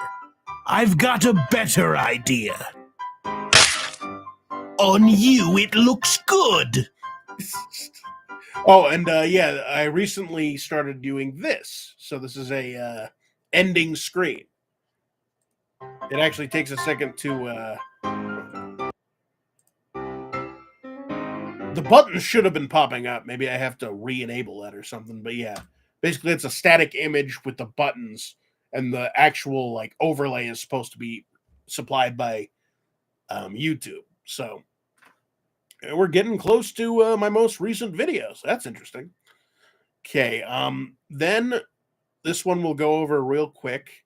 Like I said, you can tell the quality of the sound is getting a lot better. So this one was a series I called Archie Origins. I think I did technically, let me see. Despite me saying it's a series, I've technically only done 2, and the second one I didn't even title Origins. Big series, and it's a Is this only 3 doozy. minutes? Yeah. We've got teenage romance, slapstick humor, and enough wholesome charm to make your grandma smile. Did someone? So grab a milkshake, kick back, and get ready for some wholesome hilarity that'll have you. Maybe I should do another. Like this got. Did someone timestamp my video for me? I don't remember doing this. Saying, "Oh, Archie," in no time. As stated here, this comic marks the first appearance of Betty and Jughead, as well as our Yeah, I think I'll do another Archie Origins video because like this did better. titular than I thought. hero. It doesn't seem like much, but breaking 100 videos with my Archie, or 100 views with my Archie video is crazy to me. Our hero hates the title and prefers to go by Chick. These old comics sure love their nicknames. Archie here meets Betty Cooper, who just moved into the neighborhood and means to impress her with his excellent balancing act. He dons a blindfold and walks the fence before taking a tumble into the portrait of Betty's father. I Not believe I content with also his took- first impression, I think this is the video where basically Alicia told me I should talk faster because I was trying to get some genuine criticism. And so, unless actually is this, yeah, no, this is normal speed. makes a second Oh, after accidentally injuring a basically mover, just shot it causing the out. I was Cooper's like, okay, priceless face to shatter, revealing the origin of another Archie staple. If all these Ming vases are so priceless, then how do people keep selling them? Archie, now in the Cooper's bad Nice little- graces, prepares for a good old 1940s beating with the classic Oh, book in there's the the guy. pants defense. Yeah, no, I was saying how this Luckily, video, I talked faster than I normally do based on your feedback of how, oh, you should talk faster because you watch all your videos at 2 times speed. I just gave it a shot. And clearly, actually, I was just saying this did better than a lot of my other Archie videos. Archie's grandpa I don't remember doing these timestamps. I don't know. what's comes to going his on. defense, I don't know if other people and Archie did. only has to pay for the damages. Archie relaxes before his pants are ruined by the classic book in the pants defense. Jesus, that is some bad. Maybe grammar. read that book before putting it in your pants next time, pal. Archie tries to think of a way to pay, and Jughead espouses the first of many misogyny-fueled rants. Betty tells Archie that her dad will forgive him if he helps her run the taffy stand, and the time moves to the biggest event in Riverdale history, the carnival. At the carnival, a tightrope walker has an accident, and Betty volunteers Archie to fill the role. Yeah, it's crazy. Archie discovers this while trying to weasel out of taffy duty, and he's on board. He's off board when he sees the rope, but he's in too deep to stop. Archie balances admirably, but falls prey to even the most seasoned tightrope walker's worst nightmare, the dreaded butterfly. He begins to fall and misses the basket prepared for him, landing in the taffy machine. The machine goes haywire and spreads all over Mr. Cooper and the rest of the carnival. Archie and Jughead are chased up a tree, beginning the 80-year journey of our freckled-faced teen. There you have it, folks. The very first Archie comic story, and with it, the introduction to one of the worst teens in history. Thank you all for watching. Stay tuned for other Archie breakdowns, Archie origins, Archie voiceovers. Who knows? And you know what? Go ahead and subscribe, like, kill my wife. Do I leave that in? Okay, so that was fun. This is actually a really good video, in my opinion. Like something I might watch. Now for one more. God damn it! Not one more video, but yeah, like we have a few more. This is the Midnight. There was a Pooper. mysterious figure known as the Midnight Pooper. Every night, under the cloak of darkness, this enigmatic being would. People started locking their gates and investing in security cameras, hoping to catch a glimpse of the Midnight Pooper. Sleepless nights turned into anxious days as the sinister deeds of this nocturnal miscreant consumed the thoughts of the residents. As the fear grew, so did the Midnight Pooper's audacity. No longer content. So yeah, it's a really it's not worth going full in, but I thought that was funny. Did I? Oh, okay. So, that being said, let us go to. This is where I started experimenting. Fans of the internet will obviously know this is a parody of a famous Sonic video. How's it going, everybody? Today we're back with another Archie Comics video. And with Valentine's Day right around the corner, I figure it's time to take a look at the top 5 hottest babes I'm in not the going to Archie make a comic too universe. on the nose. But, Now I know what you're thinking. Wait a minute. Those include teenagers. Well, not this time. Today we're going to be only looking at the adult Yeah. available women in the the quality of the Archie camera universe. is still not that great. So now that I'm sit looking at back, it. Let me see grab a this. milkshake, Just make and sure get that's, ready to be yeah. impressed visually by these attractive Archie females. Gladys Jones.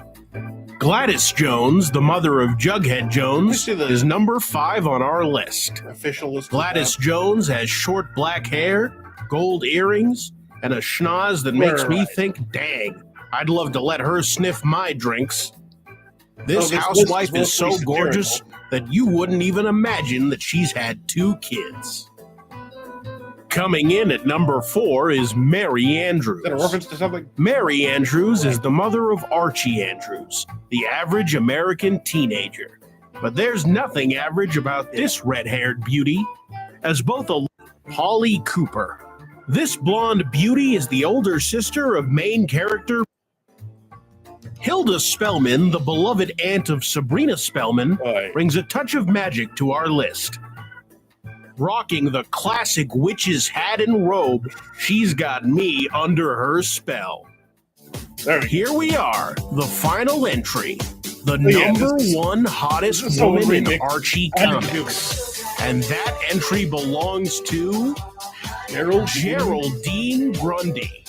Geraldine Grundy may not be the youngest woman on this list, but she's certainly the most attractive. I want to do more As both a videos. best-selling I don't author know and the how English else to, like, teacher at integrate Riverdale Archie. High, this golden girl has more experience than a level 99 red mage. Often rocking a long white ponytail and a conservative dress style, this woman sure leaves it to the imagination. For all those reasons, I think we could stand to learn a thing or two from this silver-haired seductress. And this concludes the list of the top 5 hottest females in the Archie comic universe. Thank you. I'm surprised at how much I just assumed I'd hate the quality after rewatching it, but okay, this was another one based on this was back when Miguel was in our lives, and basically how's it going, guys? I'm pretty sure I did. It's been a while. It's been a week since my last upload. But yeah, I know some of you. So this, just some background, because Josh, you weren't here for this. Well, you were here, but like we were watching a stream. We were doing the Discord like watch together, and you can queue up YouTube videos. And I just queued up one of the ones on the front page, which is basically this lady and her husband paid a surrogate for money, and they're paid a surrogate for a kid. I think it might have been twins or whatever. Yeah, it was for twins. And it turns out the lady was lying. Like, so it was like they were paying for her to go places to, like, it was a scam. And I'm like, how the fuck do you? So I made this. The classic. Might be confused by the title. Others instantly knew what I'm talking about. But yeah, unfortunately, yes, my lack of uploads is for a reason. You see, I fell for the classic baby scam. For those of you who don't know, the classic baby scam is unfortunately one of the oldest tricks in the book. I didn't know about it, and I fell for it, and it's just been devastating for me and my family. I'll go ahead and get into it. You saw the video, or you've seen my video? I'll tell you my story. Sorry, I mean, you've seen the video that I was making fun of, or those who know it already know what happened, but those who didn't, like me, can use this as a cautionary tale. Basically, what happened was I was at an Arby's waiting in line for my. So yeah, I mean, yeah, there. I don't know if I probably didn't link it, but let me see if I can find the context. It wasn't called baby scam. My typing as always is abysmal. Did I instantly find the context? On.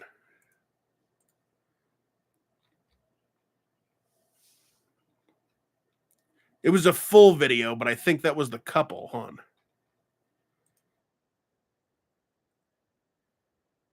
This was.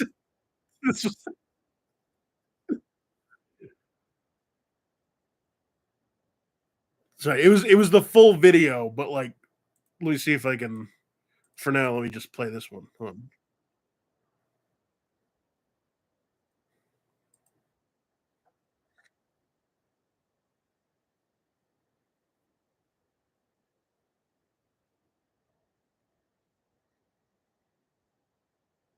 hold on, sorry.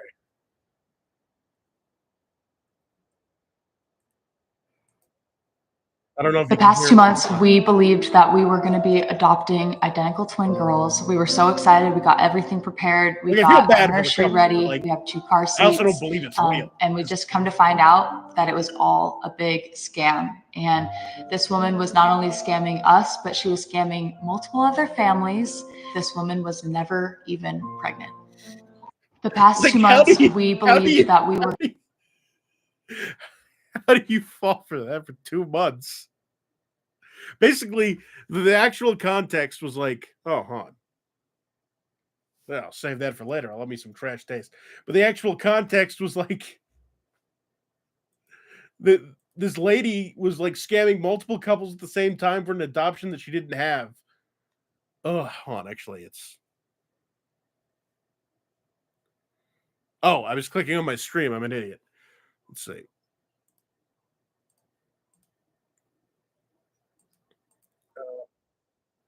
So let's go ahead and play the classic baby scam. And then this one was one of my this is my most popular series by far. So guns. Basically, one other thing I was doing with the AI was supplementing something. As a kid, I came with a lot of, I was like, wouldn't it be funny if there was a guy named Two Guns Malone? And this one, I changed it to Three Guns Malone because Two Guns is a movie.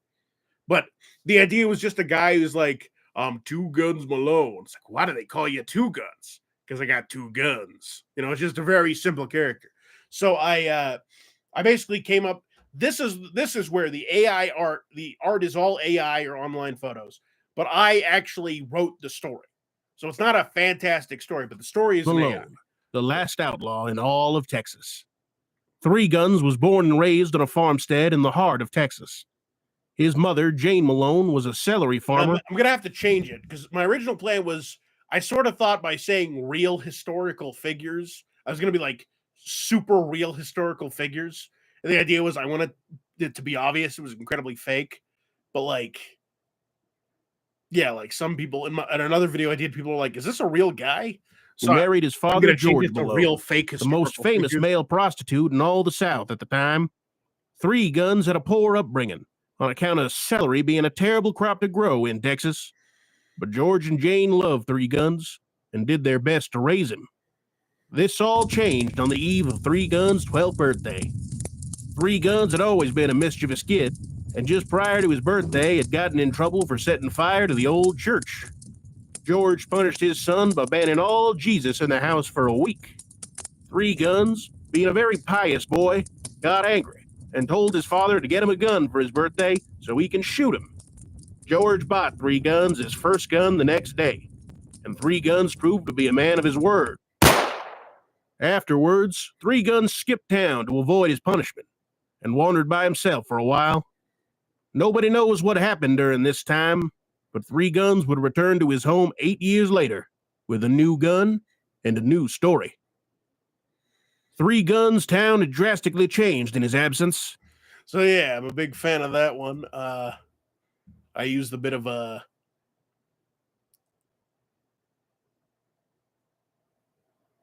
what do you call it? I forget. But anyway, oh yeah, I used a bit of the accent. But then this was, I consider, my magnum opus of Archie. Once again, James said that's pretty good, like the editing and stuff. Also, 90 views after like, I don't know, like that's yeah. So for McDonald's receipt and a growing pile in the back of your second. How can $11 change your life? The 11 was another story that was like, okay, I got to do a video on this back when I was planning the channel because it's just such a stupid concept. The author Craig Boldman actually wrote a little bit on his blog about how like, oh, this is based on the it's like, so it's the millionaire who, and he would give people $1 million to see what they would do. He's like, what if it was such a small amount it didn't actually do anything? So that's can be the catalyst to a thriving business, or maybe it can be put towards the bus ride to the opportunity of a lifetime, or maybe it's just the precursor to another McDonald's receipt in a growing pile in the back of your secondhand 1998 Toyota Tacoma. Regardless of how we would use this small boon, today, in my 211th video, we'll look at the Archie comic that answers that very question for the good old gang.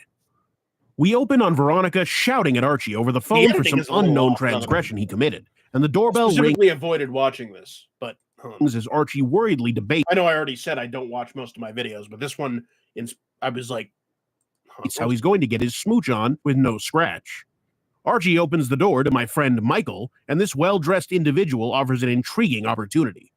Archie will receive $11 from an anonymous donor by the name of Gosford Wobbledon to use as he pleases under the condition that he never reveals where he got it. $11? Just my luck to get a benefactor on a budget.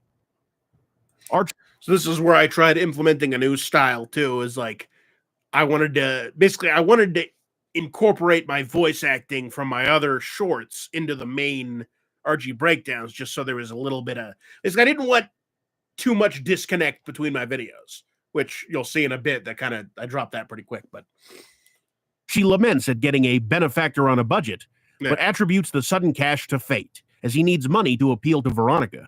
While Archie smells fate, a nearby Jughead smells opportunity and attempts to mooch his muchacho. Archie gets away and heads to the mall to do some shopping.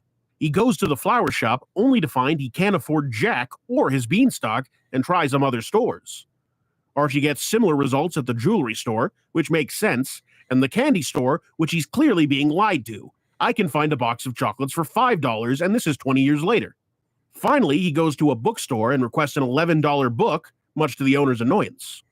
Archie blindly checks out the book as he doesn't want to judge it by its cover, and heads out only to run into Veronica. Archie takes the opportunity to gift her the book, and she opens it to reveal it's completely blank. She gets annoyed and assumes he's telling her to date other men and fill the book with their numbers, which is a really stupid conclusion to come to, and she rushes off, leaving Archie healthier for it. Archie starts screaming at the air and gets picked up by an attractive woman. You can tell by the mole, and goes off to smooch. The comic then ends with a teaser for the next 11 Air appearance, which does happen. So, how does the 11 Air's first story come off?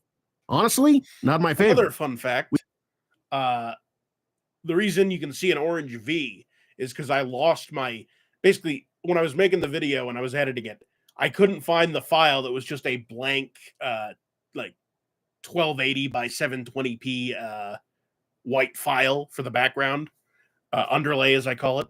So I had to use that. I could have just edited it, like I could have just made it white in like GIMP, but I was too lazy. So that's what we cover Archie getting into a bad relationship with Veronica and him going around town trying to find a gift. But I mean, $11 for a gift is, especially back in 2000 when I believe this story was released, you can find something decent.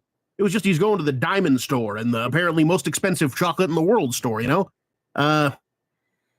It was okay. The resolution was also kind of annoying. Like, Archie was stupid throughout. He's like, I'm just gonna randomly decide what book. She took it as, oh, I want you to date other guys. And then some girl comes up and is like, hey, let's date. It's an all right story. I'd probably give it 3 out of 5 Reggies. We open on Jughead relaxing on a bench with Betty approaching him on her jog. She asks about his odd joy, and he claims that he's blissfully broke. Betty doesn't understand, and Jughead uses Mr. Lodge as proof of his anti-capitalistic views. He claims that despite Mr. Lodge using Scrooge McDuck's vault as a bathtub, he looks like a psychologist's wet dream. Betty cracks a sweet joke and leaves Jughead to plan his r/anti-work post when a familiar figure appears behind him. It's Michael, and he gives Jughead the standard Gosford speech and leaves him with his well-gotten gains. Jughead doubles back on his anti-money moment, and Betty doubles back herself. He begins to tell her of his windfall, but remembers the rules, and cuts himself off by stating that he came into some money. Betty misunderstands his intentions and assumes Jughead is transformed into Ming Vacehead after becoming filthy rich. Don't mention it, but Jughead is loaded? How many zeros does the zero come into? If you can't be brilliant, it's good to have money. My buddy's finally worth something. He's filthy with the lucre. Duh, has he tried detergent? After the whole town gets the knowledge, they begin hunting him down to pay off his many outstanding debts, thinking this chance may never come again. It's like a science fiction movie where all my friends have been transformed into the lowest form of life. Creditors! Jughead sees his pursuers are blocking off the main roads, and he slips away to Pop Tate's for some juicy burgers, only for Pop to take his money, as Jughead is hopelessly in debt to him as well. Man, I wish tabs were still a thing. The comic ends with the gang accepting their loss and treating Jughead while he revels in his newfound poverty. Now, this was a good story. It was fun to see the silliness of the entire town hunting Jughead down, and the theme was well explored, and that he was miserable the moment he got a taste of the good life. It's got me intrigued about the rest of the gang's potential usage of this weird but interesting plotline. Unfortunately, that will have to wait until part 2 of this video, where we look at how Veronica and Reggie handle the 11 Air. So, yes, I'm actually working on the proper part 2 right now. I found the script. school and everything. I got lost in translation. This was 6 months ago. Jesus. So here is the part 2 I released because I kept telling people part 2 was coming out soon. 11. 11. 11. 11. 11. 11. This did not get a lot of likes. 11. 11. 11. Oh yeah, Alicia commented 11. This right here. I get it. You were starting a Patreon. 11. That's actually a really good idea for a Patreon. 11. Did I add that in? Or 11. you got the Ko-Fi here. 11. Don't donate to that. 11. I set it up to where I tried donating to myself so I could see if it was working, and it didn't work. So 11. Even if you weren't gonna, don't do that. But 11. 11. yeah, that's it for like 20 minutes or for 6 minutes. Then I did the Jimmy Jihad story, which I won't link that, but it's basically the same thing as the what do you call it? The Three Guns Malone. It's part of that series technically. I'm gonna do another one soon. I've only done 2, but they're really popular apparently. I just don't know if it's worth it because of the people hate AI. Like they do not like it. Before it was gray, but now it's like if I release a new AI. But yeah, this is bad news. So this was me doing impressions. I started doing memes, right? Scoob, Still using AI. The sandwich shop is only selling 1 per customer. Rammers and Rickles, Raggy. Rammers and Rickles. Like Scoob, are you suggesting communism? That's right, Raggy.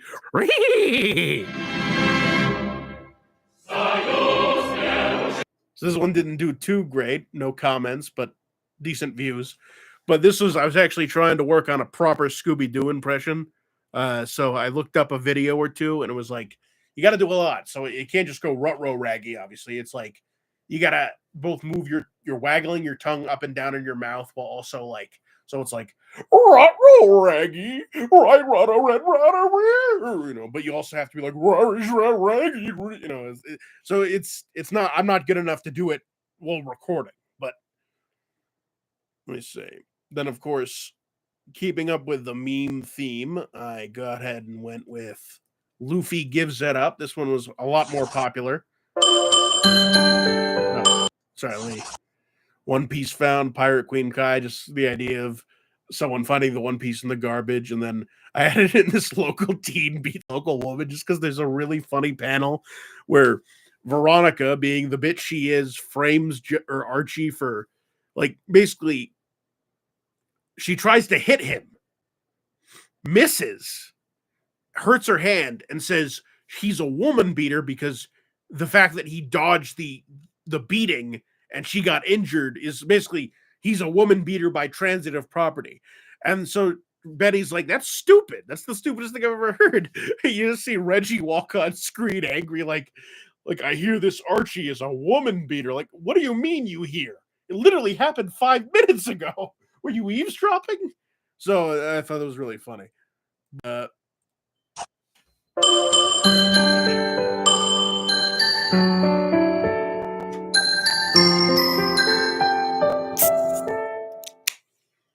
So yeah, that's we're getting really close to caught up here. The sound quality, in my opinion, is really good. We open on Jughead holding a cup and sign with the words "End Hunger." Some local busybodies discuss this odd display hold on a second. with commendation for the sentiment. Don't want to play that yet.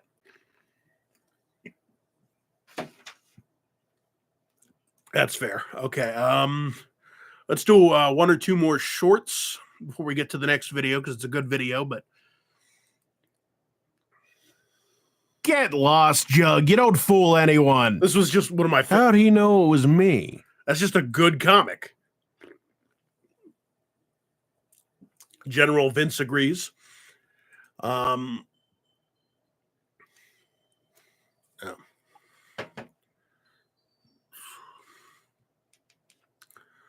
trying to go by views for these ones. My most popular by far. Let's go with that one. Let's just jump to that one. Where was it? So there's a lot more of these videos because they're easier to make. Here we go. this one's the most popular by far because it has a really high like to view ratio, which a lot of the time there's ones with more views, but Archie, where are you going in this rain? Reggie challenged me to a drag race. Archie, you can't go racing in this weather. It's wet and slippery. Your car could go crashing off the road. I know, but I have to go.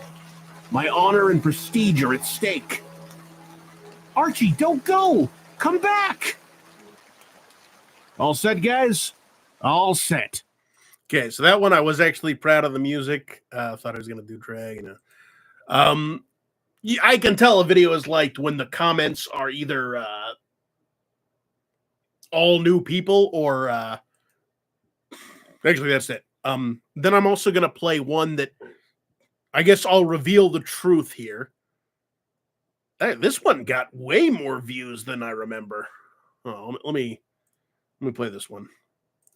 Yeah, sometimes they break out after I've seen them, so.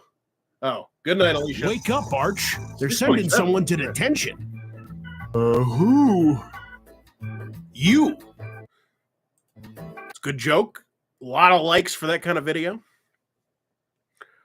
Let me see. There's one that it got a lot of traction, but let me see if I can find it.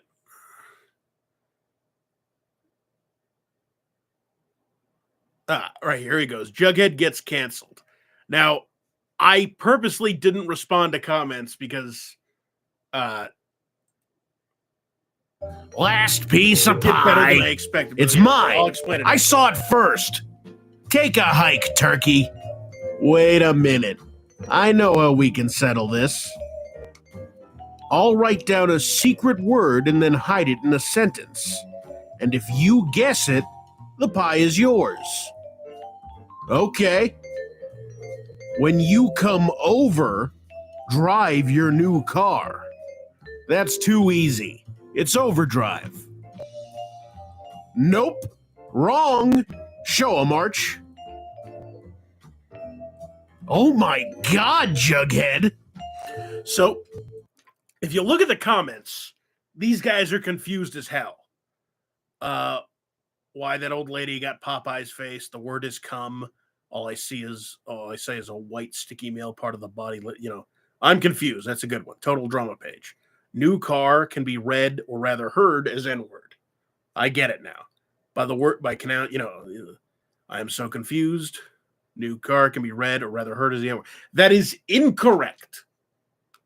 That is a great guess, and this guy did a lot of these dots really helped me out here. But the actual joke is, so let me explain the original joke. All of that is the same up until where I blurred the word out. So basically, he says, when you come over, drive my new car. He was doing work. Last piece of pie.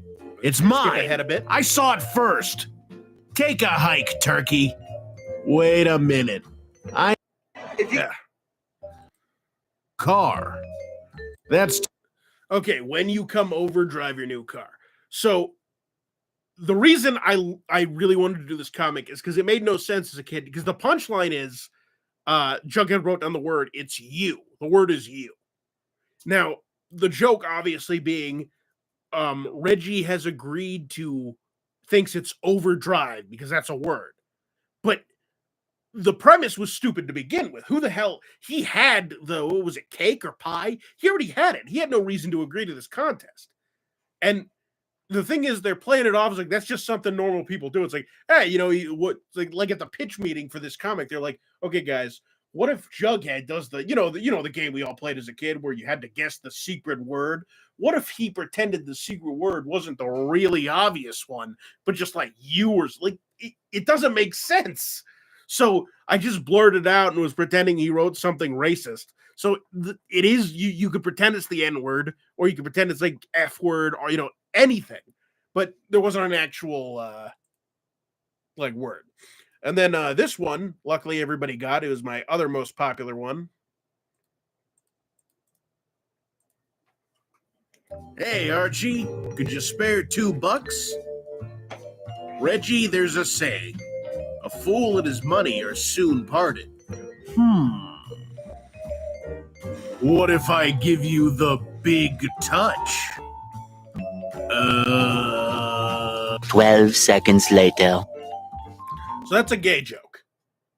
Not my finest, but that's what it was. The original punchline is just set up because the big touch is like that's like a jack off thing. Like the big touch. The original joke was he's like a fool and his money are soon parted. You know. Also, the big touch was the name of the comic because it's like when you want to borrow money, you put the touch on them. That's what I learned from Archie. So the original punchline was a fool and his money are soon parted. Reggie goes, And he goes, how about 10? The joke being that Archie is a fool, so more money, he can get more money. Because basically it's like a fool and his money are soon parted. Oh, great, I'll just take all your money then. That's the joke. But I thought it fell flat, so I did that. And it's pretty good. This one, it's my favorite. Didn't get a lot of recognition. Someone liked it, but I still want to go over it. So I think part of the reason this did so bad was because I thought it'd be funny if they were just playing really shitty music. So I just put some shitty music, but it's still really hard to listen to. So I can see why people click off. Cats are terrific. Yeah, the boss will go bananas, but there's one hitch. What's that? We can't pay them. He spent all his money on a carload of Hostess cupcakes. What do you mean we can't be paid in money? I knew it was too good to be true. No money, no recording. I think we ought to call the police. Wait, I've got an idea. Listen, we need your recording so we can get out of the red. How about if we pay you with these delicious Hostess cupcakes? Call the police. So this one is I really love this one. Basically, I was reading official, scanned in copies of old Archie comics. So the newer ones usually don't include the ads, like when they reprint the stories. But the old ones have the ads. So from 1970 to 1980, 10 years of comics, there were Hostess Cupcakes ads. And this one in particular was literally the premise is they spent all their money on Hostess Cupcakes. It's so good that the boss spent all their money and these guys aren't getting paid. So they're like, what if we pay you in snacks? So as this person points out in the comments, I can guess what knowing the odds is pretty obvious what so I appreciate that Tom Caniff 6437 for getting the joke. But yeah, it wasn't my most popular. So I think that's enough shorts for now. Although I will post this one actually, just because honestly, it's probably enough shorts at all. I haven't posted a lot of shorts since that one, but none have done as well. But I will post this one because it's literally guys at Walmart here with these two. Guys at Walmart here with these two. So this is not a funny thing. This was literally just I was at Walmart with these two. And it's my sister and my brother-in-law. And I just was like, what if I haven't posted a video in a while? So I did that, and it got 2,000 views. A lot of dislikes. People don't like this. I can't blame them. All right. Now we're in the final stretch. This one, another popular one. I consider anything over 2K views popular. Anything under is it could still be decent, but yeah. So this is a short one. I just thought it was funny. What you got here, Randolph? It's nothing. Is this how you see yourself? It's a family sketch. Yeah, right. This boy giving you trouble, son?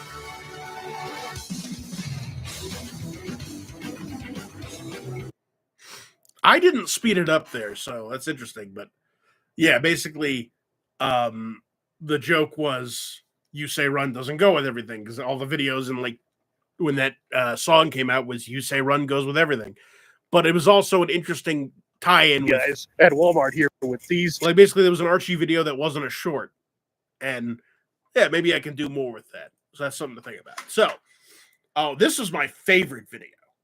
I'm going over all the meme ones. I like the meme ones, but I try not to do them because they're not really personal. But don't really know how to explain them. But yeah. Hey, baby, Would you like to come back to my place and help me achieve my perfect form? A few moments later. But officer, she told me she was 18. I just like doing that voice, so I did the. I just really thought it'd be funny to imagine Cell being like, let's go back to my place and achieve my perfect form, And then finally, this one is my worst. All my memes did consistently well, except this one. I still like it. I was also experimenting with accents, and it's funny. I'll explain in a second, but there's a funny story behind this. My water is rising. It's overflowing. Oh no! So I came up with that joke when I was like 12, because in the Tenkaichi games, I'm sure he says it in the movie, but basically he goes, my power is rising, it's overflowing. So I was like, oh, what if it was like the toilet? So I was looking online for like toilet videos, but a lot of them were actually copyrighted, right? So I was like, okay, well, a sink would do. So I looked up the sink and I was looking to use, and I actually saw one of the sink videos go, like, someone who was like, we bought this place, here's an overflowing sink. And someone made the joke, they're like, the sink is rising, it's overflowing. And I was like, shit, is this stealing a joke now? I thought of the joke first, technically. But, like, is it so obvious that they just put it on any, like, it wasn't a Dragon Ball Z channel it was just a random fix-it-up channel. So clearly it was like, I don't know, basically, the joke is probably overdone, but, good enough. Oh, so Heroes versus, looking at it. Okay. Now we're actually down to my last two videos of the channel. This one, it was another James suggestion, sort of. I said, give me just a theme. He had what he plans to do. And he said, it's one where Jughead gets introspective. So this one, 25 views. It wasn't doing too well. 5 likes, so, We open on Archie asking Jughead what he plans to do after graduation. Judging by the pure diabetes on his This is plan, where I I'm finally guessing experimented with captions, which, fun fact, I use Resolve, and they have captions. Problem is, you have to buy it. So that's $300, and the only thing I really cared about was captions. So I'm like, I don't want to spend $300. So I went online, used an auto captioner for my next video for TikTok. And because TikTok allows you to do the 10-minute videos now. I'm sort of doing a race with myself to see how long it takes me to get similar to where I am. I got 50 followers on that. I don't really care about. It's like, hey, whatever, I'm just uploading videos, man. But Miss Beasley is an even bigger asshole than I am and implies that Jughead will have an entry-level food-based career. We find out Miss Beasley's always pulling shit like this, and Jughead objects to the idea that his entire life is defined by food, before burping on his pie. Jughead is so affected by Beasley's god-tier trolling that he walks into a broom closet and starts brainstorming possible career paths. Yeah, the first avenue of money-making his addled mind wanders to. I believe, Josh, you've already seen, I don't know if you've seen both of them, but you've definitely seen one because you commented on that. But yeah, so, no, that's the wrong thing. I'm actually, now that I'm here, I'll show you a little sneak peek as a reward for watching all the way to near the end of my next video. Let me pull it up. I'll have to reshare the screen. But obviously, I'm working on that 11-hour part 2. Okay. And Archie Comics not doing too well view-wise. Now, I actually also use this as I was looking at my top videos to sort of see what I should add in from before. And I think one of the things I'm going to add maybe add more live action bits. Those did pretty well. Definitely, let me see what's the 90 video view. Definitely add more general editing, like with the 11-hour part 1, and then let's see. Oh yeah, I have to throw in some more Archie Origins. It's just interesting things. But let me pull this up.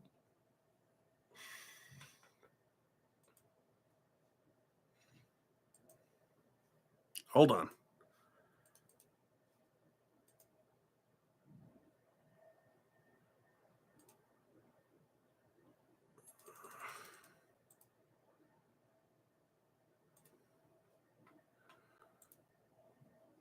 Refresh.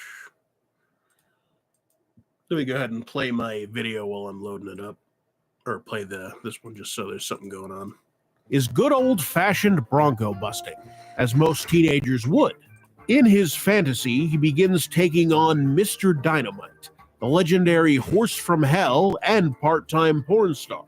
He puts up a decent effort, but falls to the imaginary creature.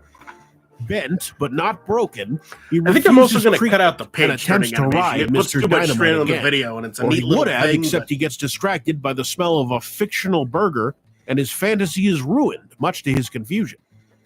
Despite the failure of his first fantasy, he shows the same determination he did when he tried to re-ride Mr. Dynamite, and turns to a new scenario where he's a stunt flyer for old-timey biplanes.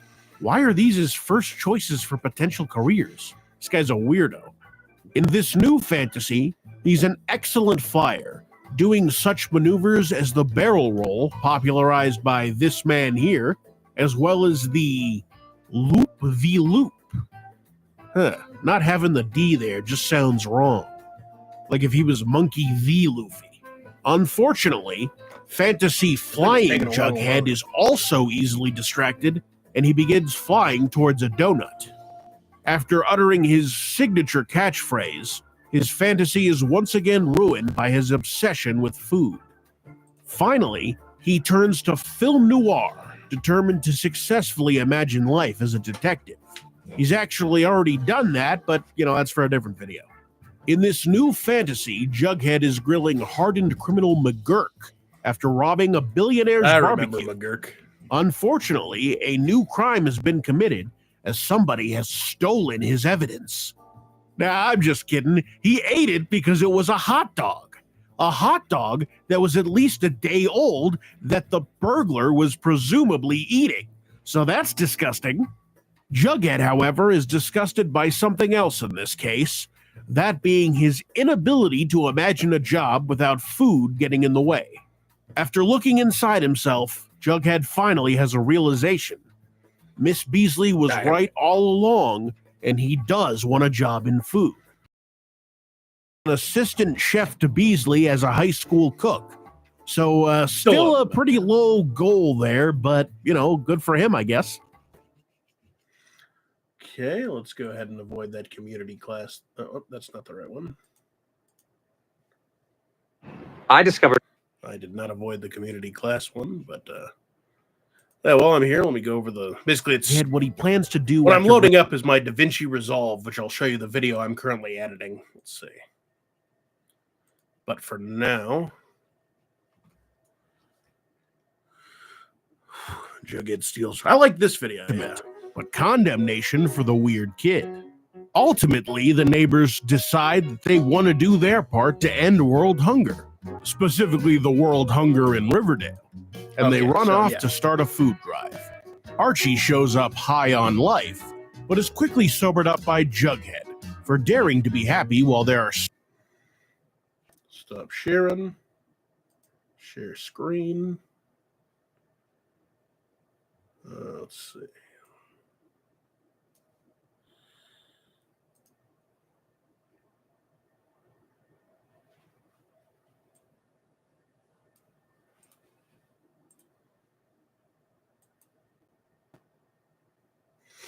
Okay, so little preview right here. What am I? 8 minutes in? Let me play that.